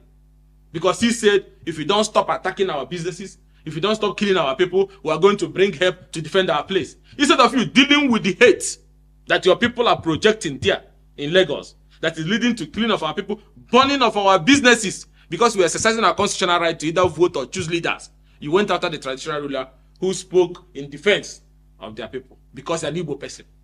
Other people in that same Lagos, both the traditional ruler has called for genocide against our people. None of them were charged. But he now said that if you don't stop burning this market that Igbo people are trading, if you don't stop throwing us into lagoon, if you don't stop attacking our people, that I will invite the ESN to come and defend the people in Lagos. That's what he said. And then all of a sudden, they dump him in court. They are prosecuting him, and they have dumped him in Kirikiri. That our traditional ruler is still in Kirikiri for almost 3 years now or more. They're not ready to prosecute him. Sowore left him there because an Igbo man. So if we want to be one Nigeria, we should be honest and stop being stupid about the lies. In Igbo, they say, when you do the child the way you're doing this other child, they will be happy. Are you doing us the same? You're not doing us the same way. Do we want to build a country, a nation, or are we running a geographical expression like Awolowo also said? If we want to build a nation, that even though the tongues and religion may differ, but in brotherhood we can still stand, then you have to behave like a family, like a brother. You resolve the Igbo issue. Don't pretend like you don't know it's existing. You will not have stability. Let us see ourselves as one honestly and root it on that principle of justice, equity, and fairness. If you know what if they do to you or not, like, why are you doing it to an Igbo person? So it's on that ground that I'm asking the president that is long overdue. It's time to respect those judgments of the court and stop this judicial. The court freed him. You went again. You fight another. No, it's not necessary. We're looking for peace and stability. 70% of our people today will take Mr. President seriously when he talks about building a nation, uniting our people, bringing us together, making us to believe that he's about to renew hope, which includes justice. You have to renew my faith in the justice system, in the equity system, in the fairness system. That our people, 70% of our people believe that if the president wants us to take him serious, he should first of all release Nnamdi Kanu and find a way to go to the table to find a permanent political solution to the challenges facing our people. Then we can take him serious. That's the way our people feel. Any of the Igbo leaders can come to Abuja and be lying to him. Those ones I call outlaws. They can be saying all sorts of nonsense. But down there in our place, they want this issue resolved. So that our people can now pick up what is left of their lives and move on. Because this issue is causing instability in our place. Farming activities is zero. Businesses are going down. Most people are no longer returning back. So resolving it starts with, okay, political solution, we'll give him bail. Then we'll go to the table and look at the issue. There's issues that led to those agitation. Those issues have been with us since 1960. Democratic leaders now worsen it with so much hypocrisy and incompetency and so on and so forth. They were now flashing it in our face like we don't belong. It's not about Nnamdi Kanu. Even if you take out Nnamdi today, the other generation that is coming are also having the same feeling rooted in their heart. You see, have another person rise up. So finding a solution to them, a permanent solution should be the concern of every genuine leader. Because for how long are you going to keep treating people like that and expect them to believe? In this era of technological advancements, social media and everything, information moves so fast. So it's not the way you can hide informations. People have opinions based on your actions.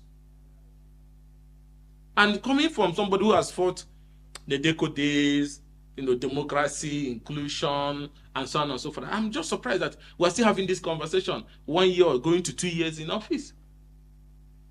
Just because of Abiola's election that was robbed. They floated the Deco, they fought. Some of them were charged for treason. There was bomb blast that time, remember? Even though there was accusation whether it was Abacha that was throwing the bomb or it was in the Deco people, them Tinubu were throwing it. There were the same transmitter Nnamdi Kanu was using. Fire Medium and Tinubu, we had their own transmitter, Radio Kudra, Radio this. They were transmitting into the airways. Because they said they wanted the mandate to be restored.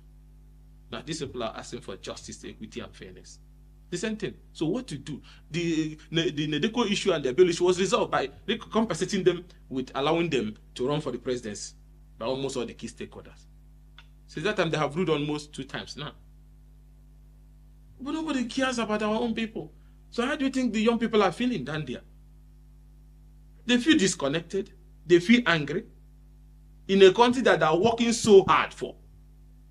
All they are asking is for justice, equity, and fairness. That all this selective application of democracy, selective application of the justice system, selective application of political opportunities, selective application of the electoral, everything that has to do with the East, the method is different.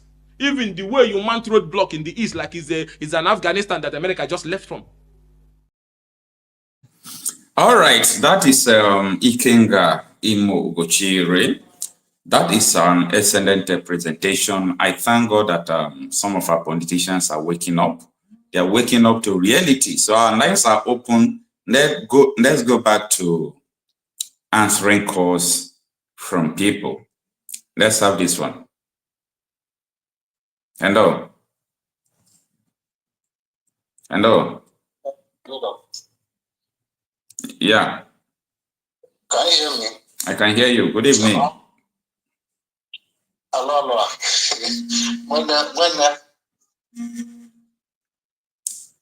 Yeah, I can hear you. Tell us your name and where you are calling from, sir. And yeah, I'm calling from Spain. All right, sir. Yeah. I always make I use English so that other people can hear. All right. I always, though before I use English, when you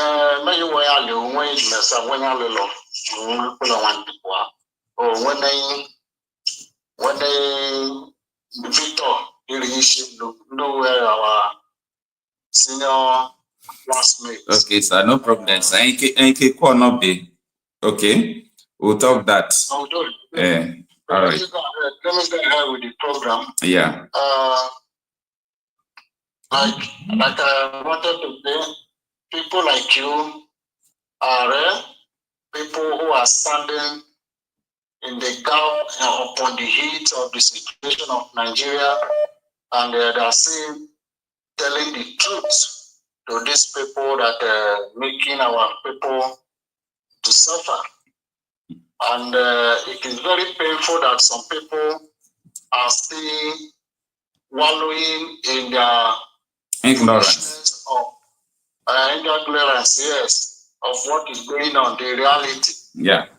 In as much that even in my community, about 3 days ago, there's a guy called Azuka in this my community that the vigilante people, I don't know if you heard it as well. I'm aware. The vigilante people have an encounter with these terrorists, and they buy Azuka. They use gun finish Azuka Nyash. And Azuka is dead. A very, very humble person. From my childhood, I know Azuka. Very jovial, very simple, very nice person. And he's not the one that fighting there. He was at his farm working. And they came, they find these people. They first beat him before they buy him with, shoot him with gun. So, and yet, our people are yet to understand what is going on. Well, some people called before mentioned about all those the so-called Southeast governors. We also have it in our side. Okocha is one of them, because Okocha also gave land to these people, and those land is what gave the root, the power to operate or committing all the mayhem that they are doing in Ekpa land. I was not aware of this. Yeah, Okocha gave the land. There was a place he gave them land. There's a place he gave them land. There was there. News even carry it then that time. You can do a research and find out. You understand? So, and Even other communities in the land, they're all shouting because the kidnapping are too much, and now it's killing now. No more, it's not like kidnap, come for ransom for money. They're not buying people, as you can see. So our people, like, they want it to happen in like where they are sleeping, like in their house, like broad daylight, before they believe there is an agenda of Islamic to Islamize Nigeria. When you talk, other people talk, they don't take it serious. That is the problem. Nnamdi Kanu, they are holding captive today. He was warning, saying this, all this thing. And now, people cannot even debate on Sharia law, Islamic law, on the Senate House. And the people are still saying Nigeria, one Nigeria, in Nigeria, let's find one Nigeria to work. There is nothing anybody can do that make Nigeria work, because these people that have this agenda, they have already spent billions upon billions, even trillions of dollars for this movement that they are pushing. So it is very difficult for them to live, to forget about it. So for them now is at the end, let them fight. Even though say that instead of to giving up at the middle of the way. Yeah. And we giving up in our own side mean that we are coward. And we being coward mean that our race is going to go into extinction. And we does not want that to happen, because we did not carry any trouble to them. It is them that come to us with trouble. So that is right. We must always try to support anybody that's speaking up the truth, especially those that are taking the bullet, where somebody like me and other people are afraid to speak the truth. So we must support them in any means we can, by encouraging our people, those who doesn't believe or who don't even have an idea what is going on. So what you're doing now, I call this sensitization, to sanitize our people to know what is happening, because the agenda is there and they're already implementing it, whether we like it or not. They are pushing it, and they are pushing it to make sure that they succeed, because they control the mineral resources, they control the oil well, they think that the Nigeria belongs to them. So it is very difficult for them to see us relevant, even when they know that we are indigenous people and they are the stranger. So I don't think any reasonable person will talk about make Nigeria work, because many people have tried that in the past, but it did not work. So if it didn't work before, is it now that the mission for them has gone far, is going to work for Nigeria to work? No. So people must wake up from their slumber to realize that when you stand and do what you do, is for our children's sake. Because we will not live here forever. But if we forget to do this thing we are doing now, even when we are in the grave by then, our descendants, those children will be laying cost to us in our grave, because we did not tell them what is going on. We did not show them exactly what is going on. We hide it. We prefer to be like a coward.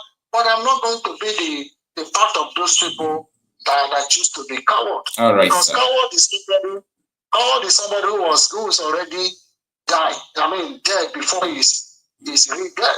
So it is very wrong to say I'm dead when I'm alive. So if you know that I'm alive, you speak like who is alive. Because what we do is a generational thing. And these people are doing it like Europe here, my brother.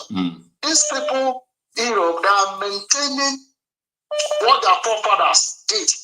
It's not actually them that in the power, this generation that we are now, that actually did this thing to them. It's their forefathers who rise up for uprising, revolution, all of them, both in America, everywhere, every part of the world going on where. Revolution make it happen that all of us now are fleeing from our blessed land, where we have so much blessing to flourish and nourish. We are living it because of the system they impose onto us, because we live our own natural way that our chief make us and follow this artificial way for them, for their benefit. But for we don't know that because of what we are is what they want to gain. Now, the generation of this are maintaining that foundation, that system that their forefathers are made after the revolution, and the people make the law by themselves. It's not some people will just sit down for some place and decide for the people. If Nigeria will work, revolution will happen. And when that revolution happens, there must be an round table where people will have a voice to say this is our constitution. It is not where they sit down in one room or one office and decide for everybody. It can never work like that. All right, and my why brother. I'm supporter, let me round up. Why I'm supporting Biafra is that I'm seeing everything about Biafra is an ideology of freedom, ideology where I have rights for whatever I have to control my own mineral resources as an autonomous. A place where equal rights and justice, fairness is there. So that is why I'm support. And we can see they don't want to leave Nnamdi Kanu because he has been the one that leaking their secret. And everything he says is most of the thing now they are doing. So we must do anything possible, whether they like it or not, to hold them. We must keep on pushing for the sake of our children. Thank you. Thank you so much, my brother. Hello.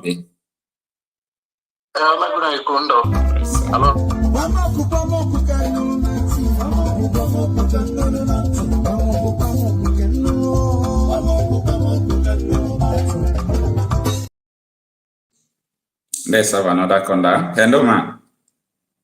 Hello, good morning. Good evening, madam. It's been a while, ma'am.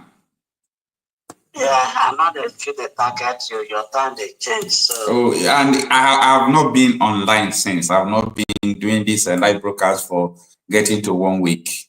I was just uploading normal video. Otherwise, very stress. Yeah, but I'm okay. I'm okay. Thank you so much for your concern. Yeah, we're in this together. All right. So this is not Echo from US. Thanks for joining us, man. I think I'm in support of what Ugo said. Okay. It's what we said to ourselves. Everything is said, I'm in support. What did they need? Injustice. If we can remove injustice, that some group of people, which also include some Igbos in the political environment, if we can stop this injustice and allow equity and justice to prevail, all this will stop.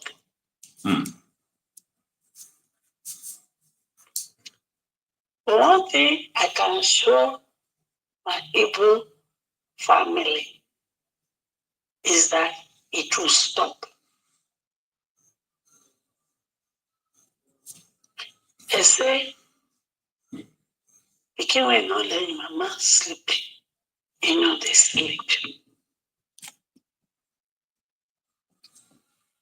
I'm glad the younger generation are beginning to use what is available to them or available for them, which weren't available in our time. And what is that is available to them? The internet space, the social media space is available. And the information you want to know about the past is there. And any information you want to know about the way forward is also there. But we are lacking one thing. We are lacking unity of purpose. And in order to be able to fight this battle on ground, let's remove the opium of religion, opium of tribal bigotry they have sown in our midst.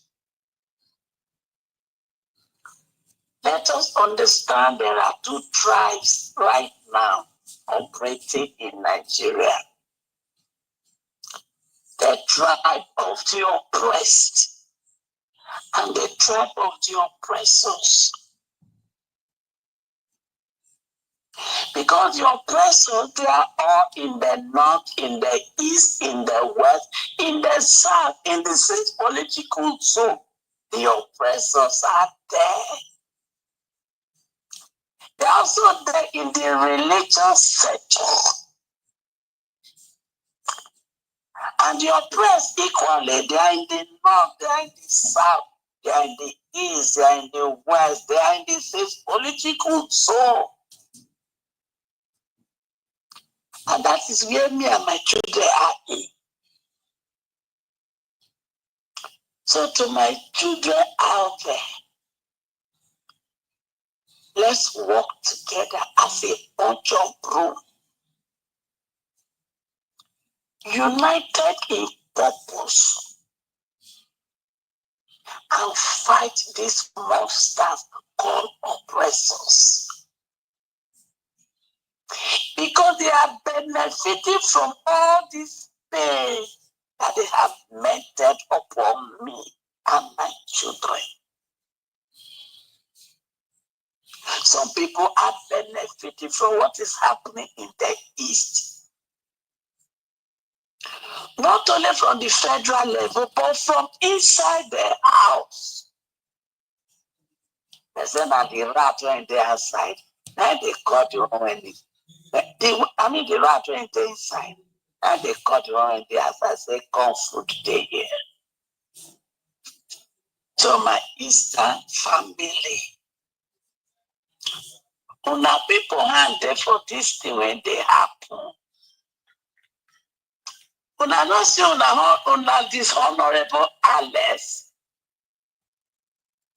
If you see the matter when he talk, he said, I will disappear you and nothing will happen. That means for Alex to get to that position, he have disappeared many of the Easterners. And he's still disappearing them. Alex, where he come from? Na Yoruba. Is Alex of Fulani? So maybe I not take that in matter just for nothing. Alex has disappeared a lot of people. And Alex needs to come and tell us those he has disappeared. Okay, ma. You have a question, ma, about the topics for today before we exhaust your time. I beg you. Anyway. You see, there are things that are there. And they are part of what we are talking about. Like so what? For me to focus on that, no. I am focusing on my energy on the soup when we want some. Okay. I send you limit to join the WhatsApp group. You didn't see me in the group. You saw me in the group now. You know that I never checked the group for some time. Because on Sunday, that's why I send you. Yeah, it's important we understand anyway what is going on, no matter what we want to do. No. I like what you are doing. Yeah, no, I want to ask you a question, not me. There is something that the head of military intelligence. I know now. Yes, I want to ask you a question about that, man. When it was the military they involved, And the government they inform. Not only that. What? Yeah. That is Islamization. Yes, I want to ask you a question in regards to that. Okay, I'm listening. Yeah. Because it is not all about religion now. It's not all about tribe. So it is all about self-determination, because some people refuse to understand that this turning a country into a Sharia country or Islamic country is a self-determination. They did it in Turkey. People were saying, no, they can't do it. Turkey was 98% Christian country. Today, no Christian in Turkey. They did it in Lebanon. This has nothing to do with tribe. Oluwumi that was talking, it's not like he's a Christian like that. You understand? So he was the head of Nigerian military intelligence who arrested Boko Haram and ISWAP members, and he interviewed them. And they told him that people who are sponsoring them, they call their names. And Oluwumi said this on Channels Television. They are in the Aso Rock. Some of them are governors, some of them are senators. I am one of the people who believe that through revolution and all those in Nigeria could get better. But not when the people you call your leader have another agenda totally. They have another agenda totally. And they are importing terrorists into the country. Like me, I'm living in Nigeria. I know what I'm facing. We can no longer go to farms. Like yesterday, you can hear from the other caller that called before you called. They killed some person still in my village. It's going on every day.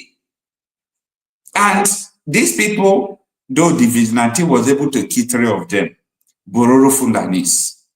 So this thing is not all about tribe. These people doing this thing are not Nigerians, but they are being imported by Nigerian politicians.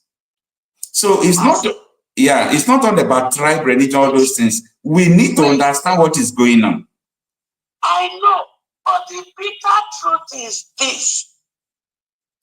Our oppressors, they are behind all this. And most of our oppressors are being oppressed too. Wait, who is oppressing them? Most politicians who are oppressors are being oppressed by the cabals. And until we decode the cabals. See, wait, who are the cabals? That is what I want to tell you.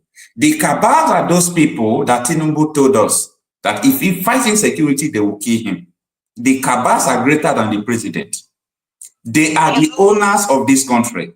They tell you what will happen in this country. Hello. I'm with you. When you go meet them, may they help you reach you into office. You owe them a debt. So, Tinubu, he went to make a bargain. Make una tell Yakubu to rig us into office. And in return, turn your eyes on the thing we do. That is what happened. Yes, now, I agree with you. And it will continue to happen because those people control the system. That is why we are rising up. You see, when I was to go into what I'm doing, I make up my mind. I've been seeing what is happening.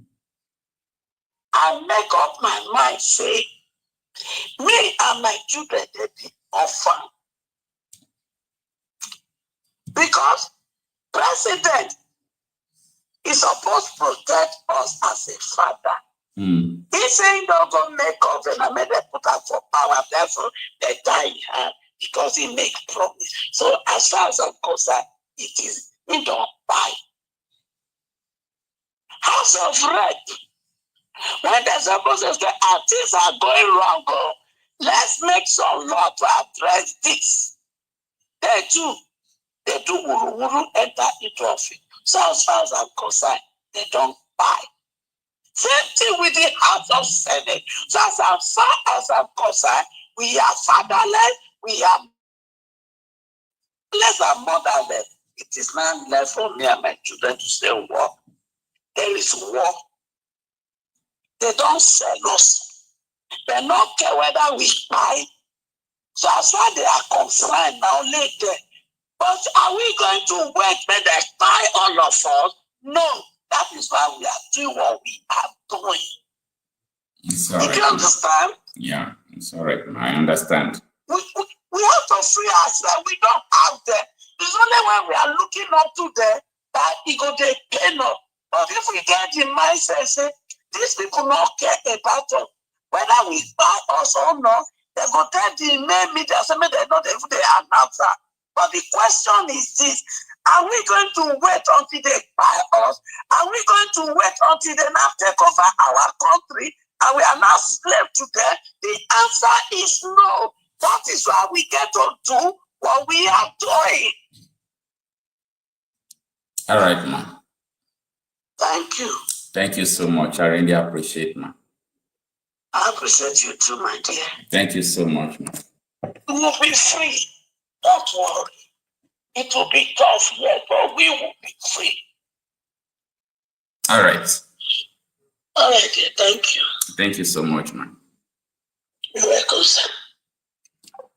All right. Before we go to the next caller, there are some things I have to read out to you. You know, when this thing is trending, I know it's still trending about this issue of the Islamization of Nigeria, even what happened in the House of Representatives. A lot of people reacted to it. Let's look into what the people are saying. Gospel Okudiri is saying, when I tell people that Nigeria is Islamic nation, Christians will argue with me. Now it's playing before us. Please approve it. It is their right.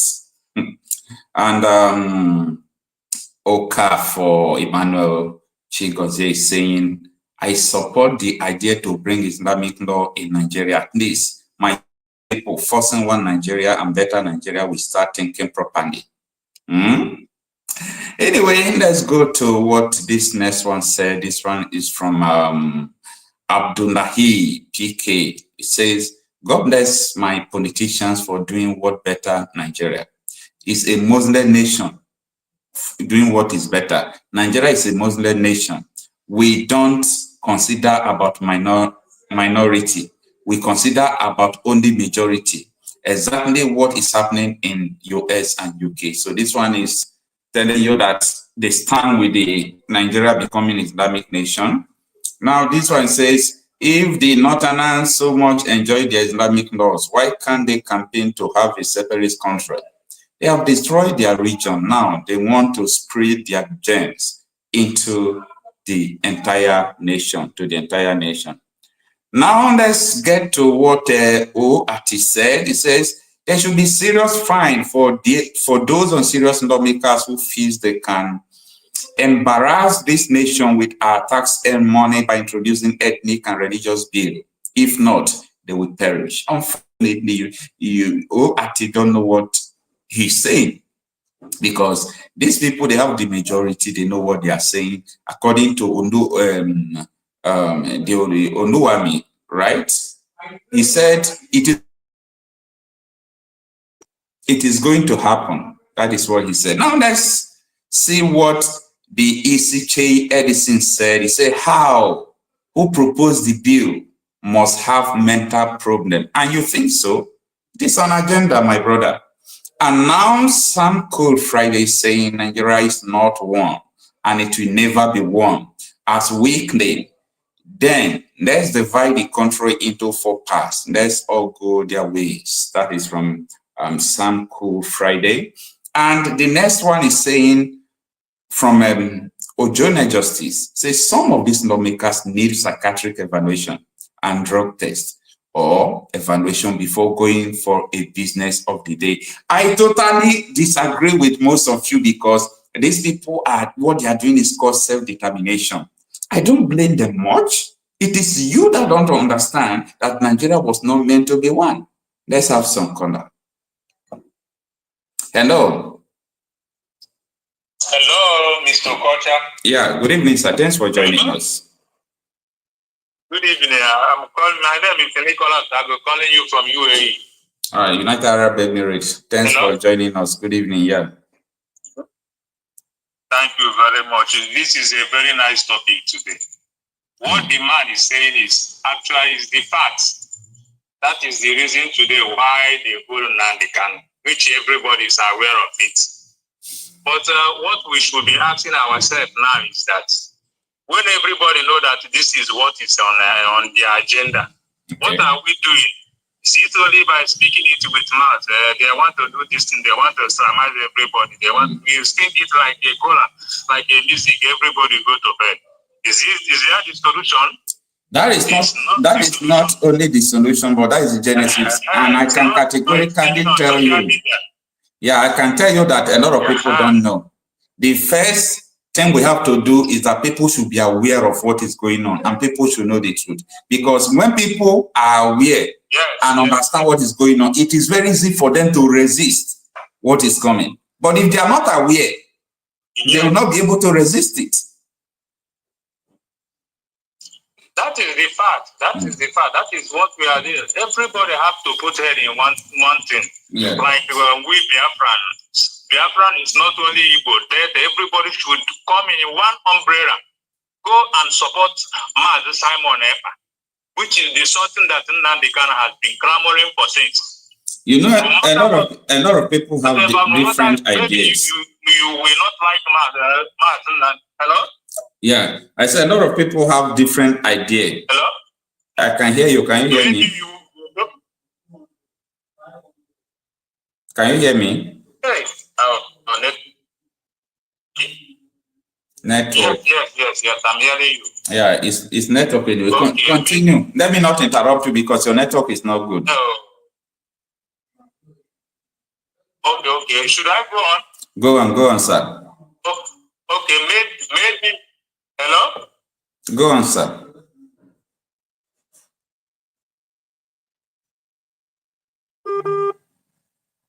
That's not two people is our Messiah for that. Hello? Yeah, your network is fluctuating, but I can hear you now. The network is bad. The network is bad. I think you can look for a better network and call back, sir. Okay, please. I will appreciate that. I will appreciate if you can look for a stronger network and call us back, okay?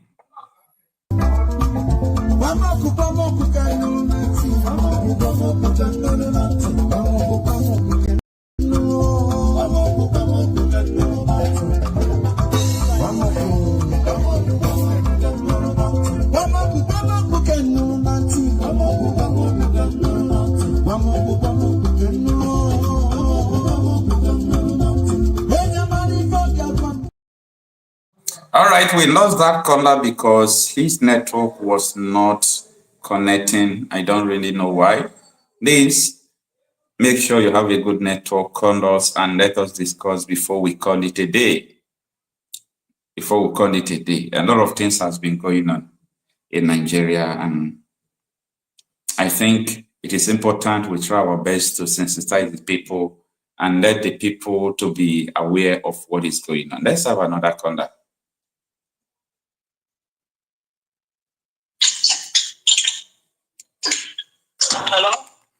Hello, good afternoon. Hello. Yeah, Mr. Okocha, good afternoon, sir. Thanks for joining us. It's evening here anyway. This is a 5:38 Nigerian time evening. Thanks for joining us. Yeah, the same evening with Dave, not mine, okay? So, all right, your name and where you are calling from? Yeah, my name is Sonny. So I'm calling for Nedanan. All right. All right. Yes. Okocha, you make a try for your platform. Some of this kind of your man. God reward you. He said. And the other time when no push. But Okocha, you can speak English so that some persons will understand. Nigeria issue. When you consider this Nigeria issue, I don't follow your program. The truth is that Nigeria don't fail. Nigeria cannot be one. I don't know why black would be difficult to make them to understand. We are with too much difficult. Most of them, I watch I see one guy for one platform. He start making some comment. With Biafra I to do it now for Biafra now, or how people. It's not working that way. Let people stop those things. If maybe we'll get our country Biafra, it don't mean that maybe you are Oduduwa or Biafra will tell you to put your house or tell you to put your business. No, you decide to know you pay the tax, normal. You follow the government of Biafra. It's normal. And another thing I want to talk for this issue. How can you imagine the chairman, INEC chairman, I mean, the same Yakubu, wait a minute, the same this Yakubu, the same person, not be the same person conduct this election. Yes. Not the same person. Yeah, exactly. And he's still the one that will conduct 2027 election. Nothing will happen because our people don't understand. They are gullible, very painful for. Sometimes when I see most of our black, sometimes I shed tears in my mind. I tell you the truth, sometimes I shed tears because how can you imagine from cry, shout when people see share you? Are you imagine people see girl might go and vote for those states? And I vote and say in the election. Coming 2027 negotiation, they'll bring Gari and rice share for them. They'll go vote. The truth that the Nigerian people be like a chicken. When you need chicken, you throw corn for and you use it to catch it. That's the truth. That's the truth. So the best way to make it to good for everybody. They should separate. They should separate it to 3 or to 5. Any places they want it. They should separate. At least things will start going well. Say that they will stand for this stupid one Nigeria when I say my diversity is your sin. That stupid comment only made. That comment is still more better than people are living in Nigeria. I don't know you. People are living the time of slave. They even get more what to talk. They even get little right. You have right for a village, yeah? You don't have right. Sometimes I even take off you. Sometimes I even take off yourself. If my brother Okocha is trying, I said, he's trying. Because to make this kind of, to get this kind of platform, you're talking about those things.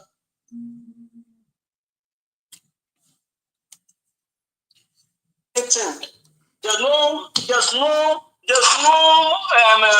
human right that guarantee you that look at the whole country. It's a shameful thing. A country that arrests children. How many persons that live in Netherlands children, Netherlands children, the whole land, their children that stop on Parliament Africa. Sometimes one of them will come out, maybe like weekend like this. Go see children full everywhere. All police will come, they guide them. They will guide them, they pay them, they tell them what you want. Because if they will stone police egg, do rubbish. The other day they break one of my colleague glass. The police said that I say it's a minor people, say they're that age, say that don't worry, government will hand over the issue. That's what the matter take. If you like for this Western world, the Western world, especially this Europe, this Netherlands, if small pikin slap you, don't respect yourself, because if you slap them back, US slap them back, you go prison. They not ask you, or maybe they not send you. You know what? If you do any stupid something, go and report. They'll write it down for it. When you reach 18 years, they can bring the issue for that. Or when you grow, they will use those things. When you start to spread a lot of bad things, they use that one that you do before. They judge him. So when you do small, you do so thing.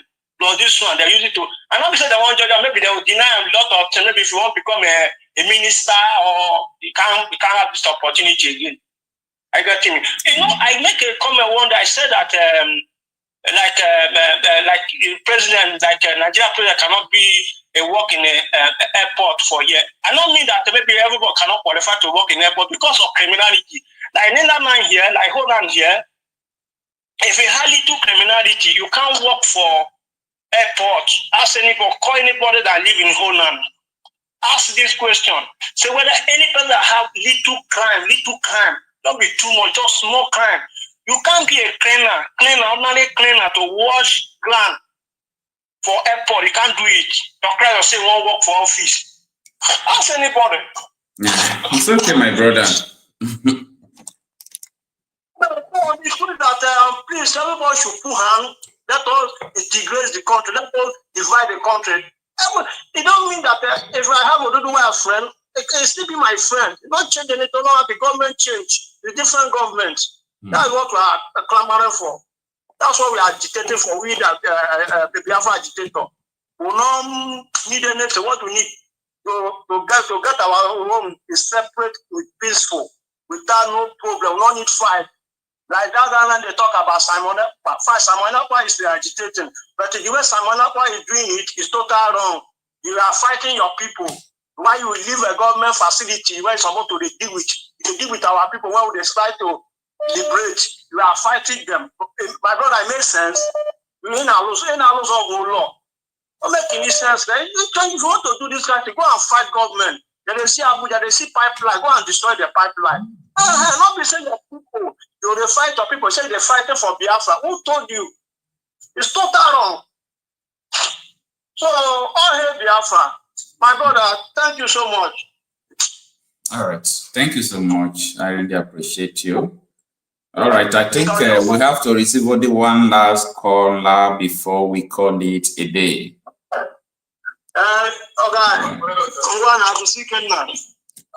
All right. Thank you. Have a nice day. Hello. Hello. That is the same brother that was calling before. His network is so bad.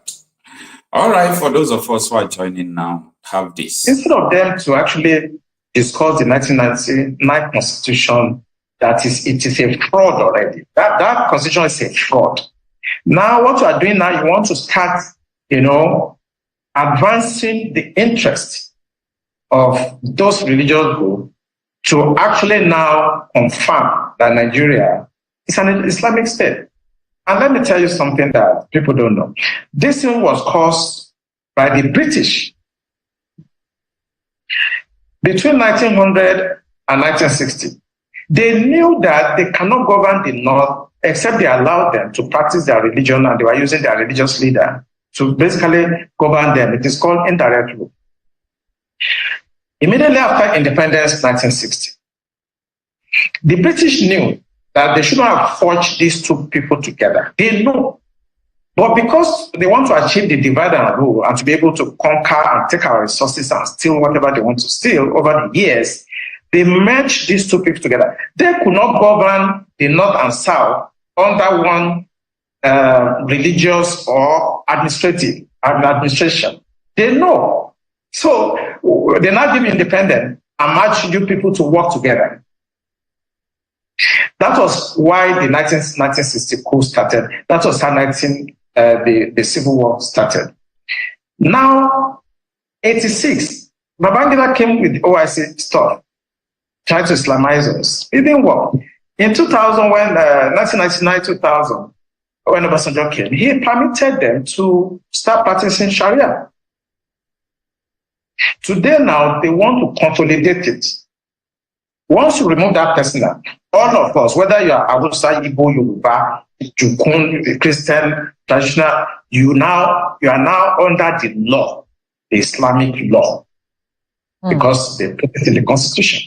In fact, listening to the member that was representing Ahoda East, Abu Anudua Federal Constituency, River State, I want to get his words. He said personal matters that was envisaged, he says, by the people who drafted this constitution. And I want to quote him. The implication is, if the word personal is removed, Islamic law would have broader implications. The word personal was put there for a reason. Let's talk a bit about this whole conversation about Islamizing the country with our population and our dynamics. Is it possible that someone can sneak this in at some point and force all of us under some sort of regulation that we do not ascribe to? Is it possible that this can happen in this country? It is possible, and don't be deceived. It's going to happen. Do you know Constantinople? Today's Turkey? They were almost 98% Christian before now. Today, it's an Islamic country.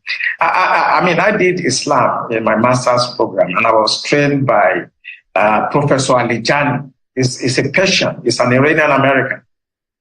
And I scored A. That's excellent in Islam. So I know them. It may take them 1,000 years. They will Islamize Nigeria.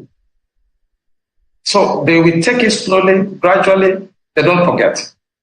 All of us will be dead after some time. Our children that don't care, or this Jay-Z will come. They will still Islamize this country. If they can do it in Turkey, today's Turkey, what stops you? Why do you think they won't do it here? Except we take steps now, because we are the ones that are talking about these things. Our next generation in 50 years will not even care. You understand? So I'm thinking that if some part of the country, I don't want to be specific, if they feel strongly about an ideology, a religious, but I think they can restrict it to their area. And I think maybe Tinubu should do well by developing this issue of regional autonomy where everybody should organize themselves, or at worst, let the country actually go apart, and you can do whatever you want in your area. I've come to that conclusion that I don't think we can stay together because of this very strong belief about religion. So it's either we stay together, or people should mind their religion and stay where they are and practice what they want. Imposing it on others is wrong. I study Islam, and I don't want to talk blasphemy here. If I start talking about Islam in the next 3 hours, we will not live here. No, we don't want you to talk blasphemy either. Talking about our country, in many, we are not a religious country, so to on paper. We're a secular nation. What kinds of conversations should we be having with the Nigerian people, especially the younger generation, about how to ensure that we remain secular, where you can practice your religion in any part of the country that you please without imposing your views or belief systems on any other person? What kind of conversations should we be having, and what should our lawmakers be thinking at the back of their minds? At least they've made the first step, which is dropping this bill and ensuring that it doesn't go through. But in subsequent conversations that you said will inevitably come up, what should we be doing as a people to ensure this doesn't happen? I'm going to be extreme. For me, if you look at Sudan, you have now North Sudan, South Sudan. I think we should have Northern Nigeria and Southern. Then they can practice whatever they want. There's no dialogue because they will not stop. I've told you it may take 1,000 years. They will still do it. But if you let everybody go their way, maybe you have enough, they remain there, and you have the sovereignty down south, then you can do what you want. But if you remain and you think you can talk to your Jay-Z and people that don't care about anything, it will happen. It took hundreds of years before Turkey, Constantinople, Istanbul was converted completely today. And if you look at history will tell you that you cannot assuage these people. Who owns those banks? I did a lot of research, and I want our audience to go and find out the owner of Taj Bank and the other bank. Then the picture will start getting clear to you. You have the Jaiz Bank and you have the Taj Bank.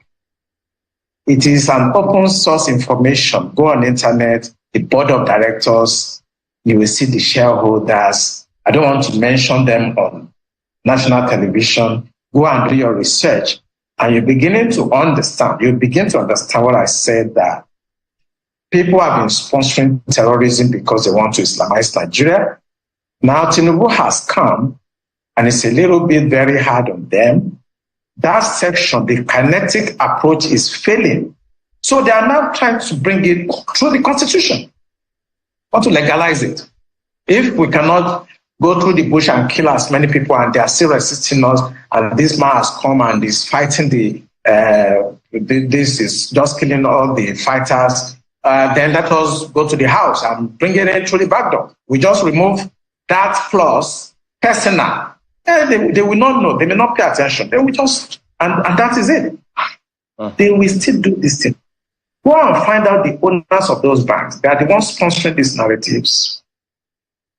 And I always say it on television, go after the sponsors. Those guys speaking in the house, they are just paid to do that.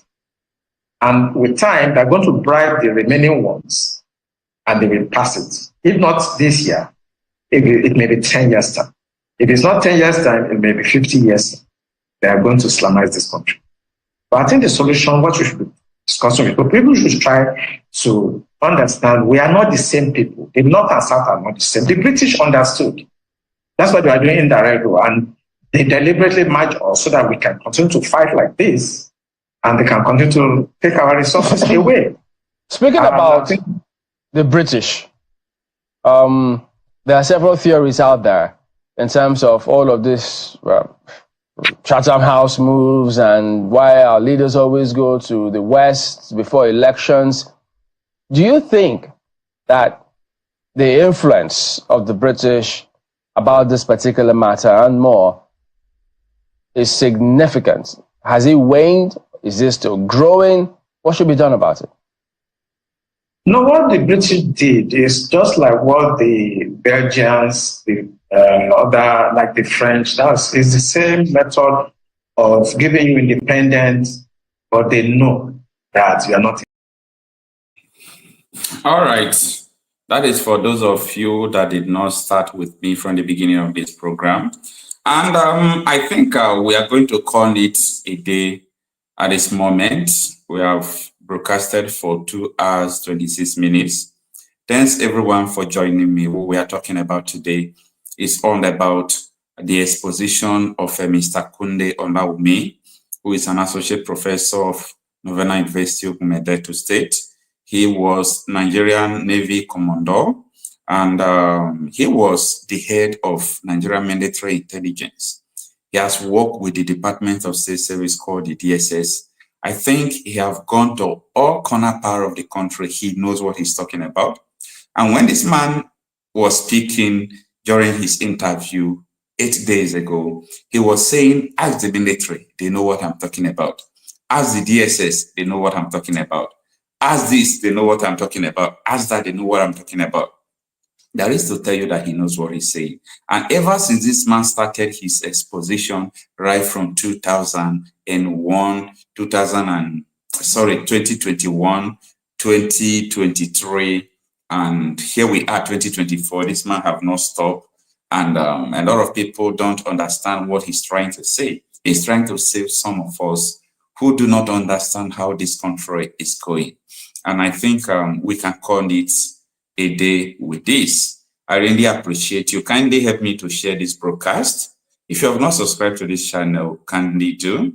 And above all, kindly join us in tomorrow's live broadcast. Thank you so much for joining us today. Taraba is a mini state. It's a mini Nigeria composed of various ethnic groups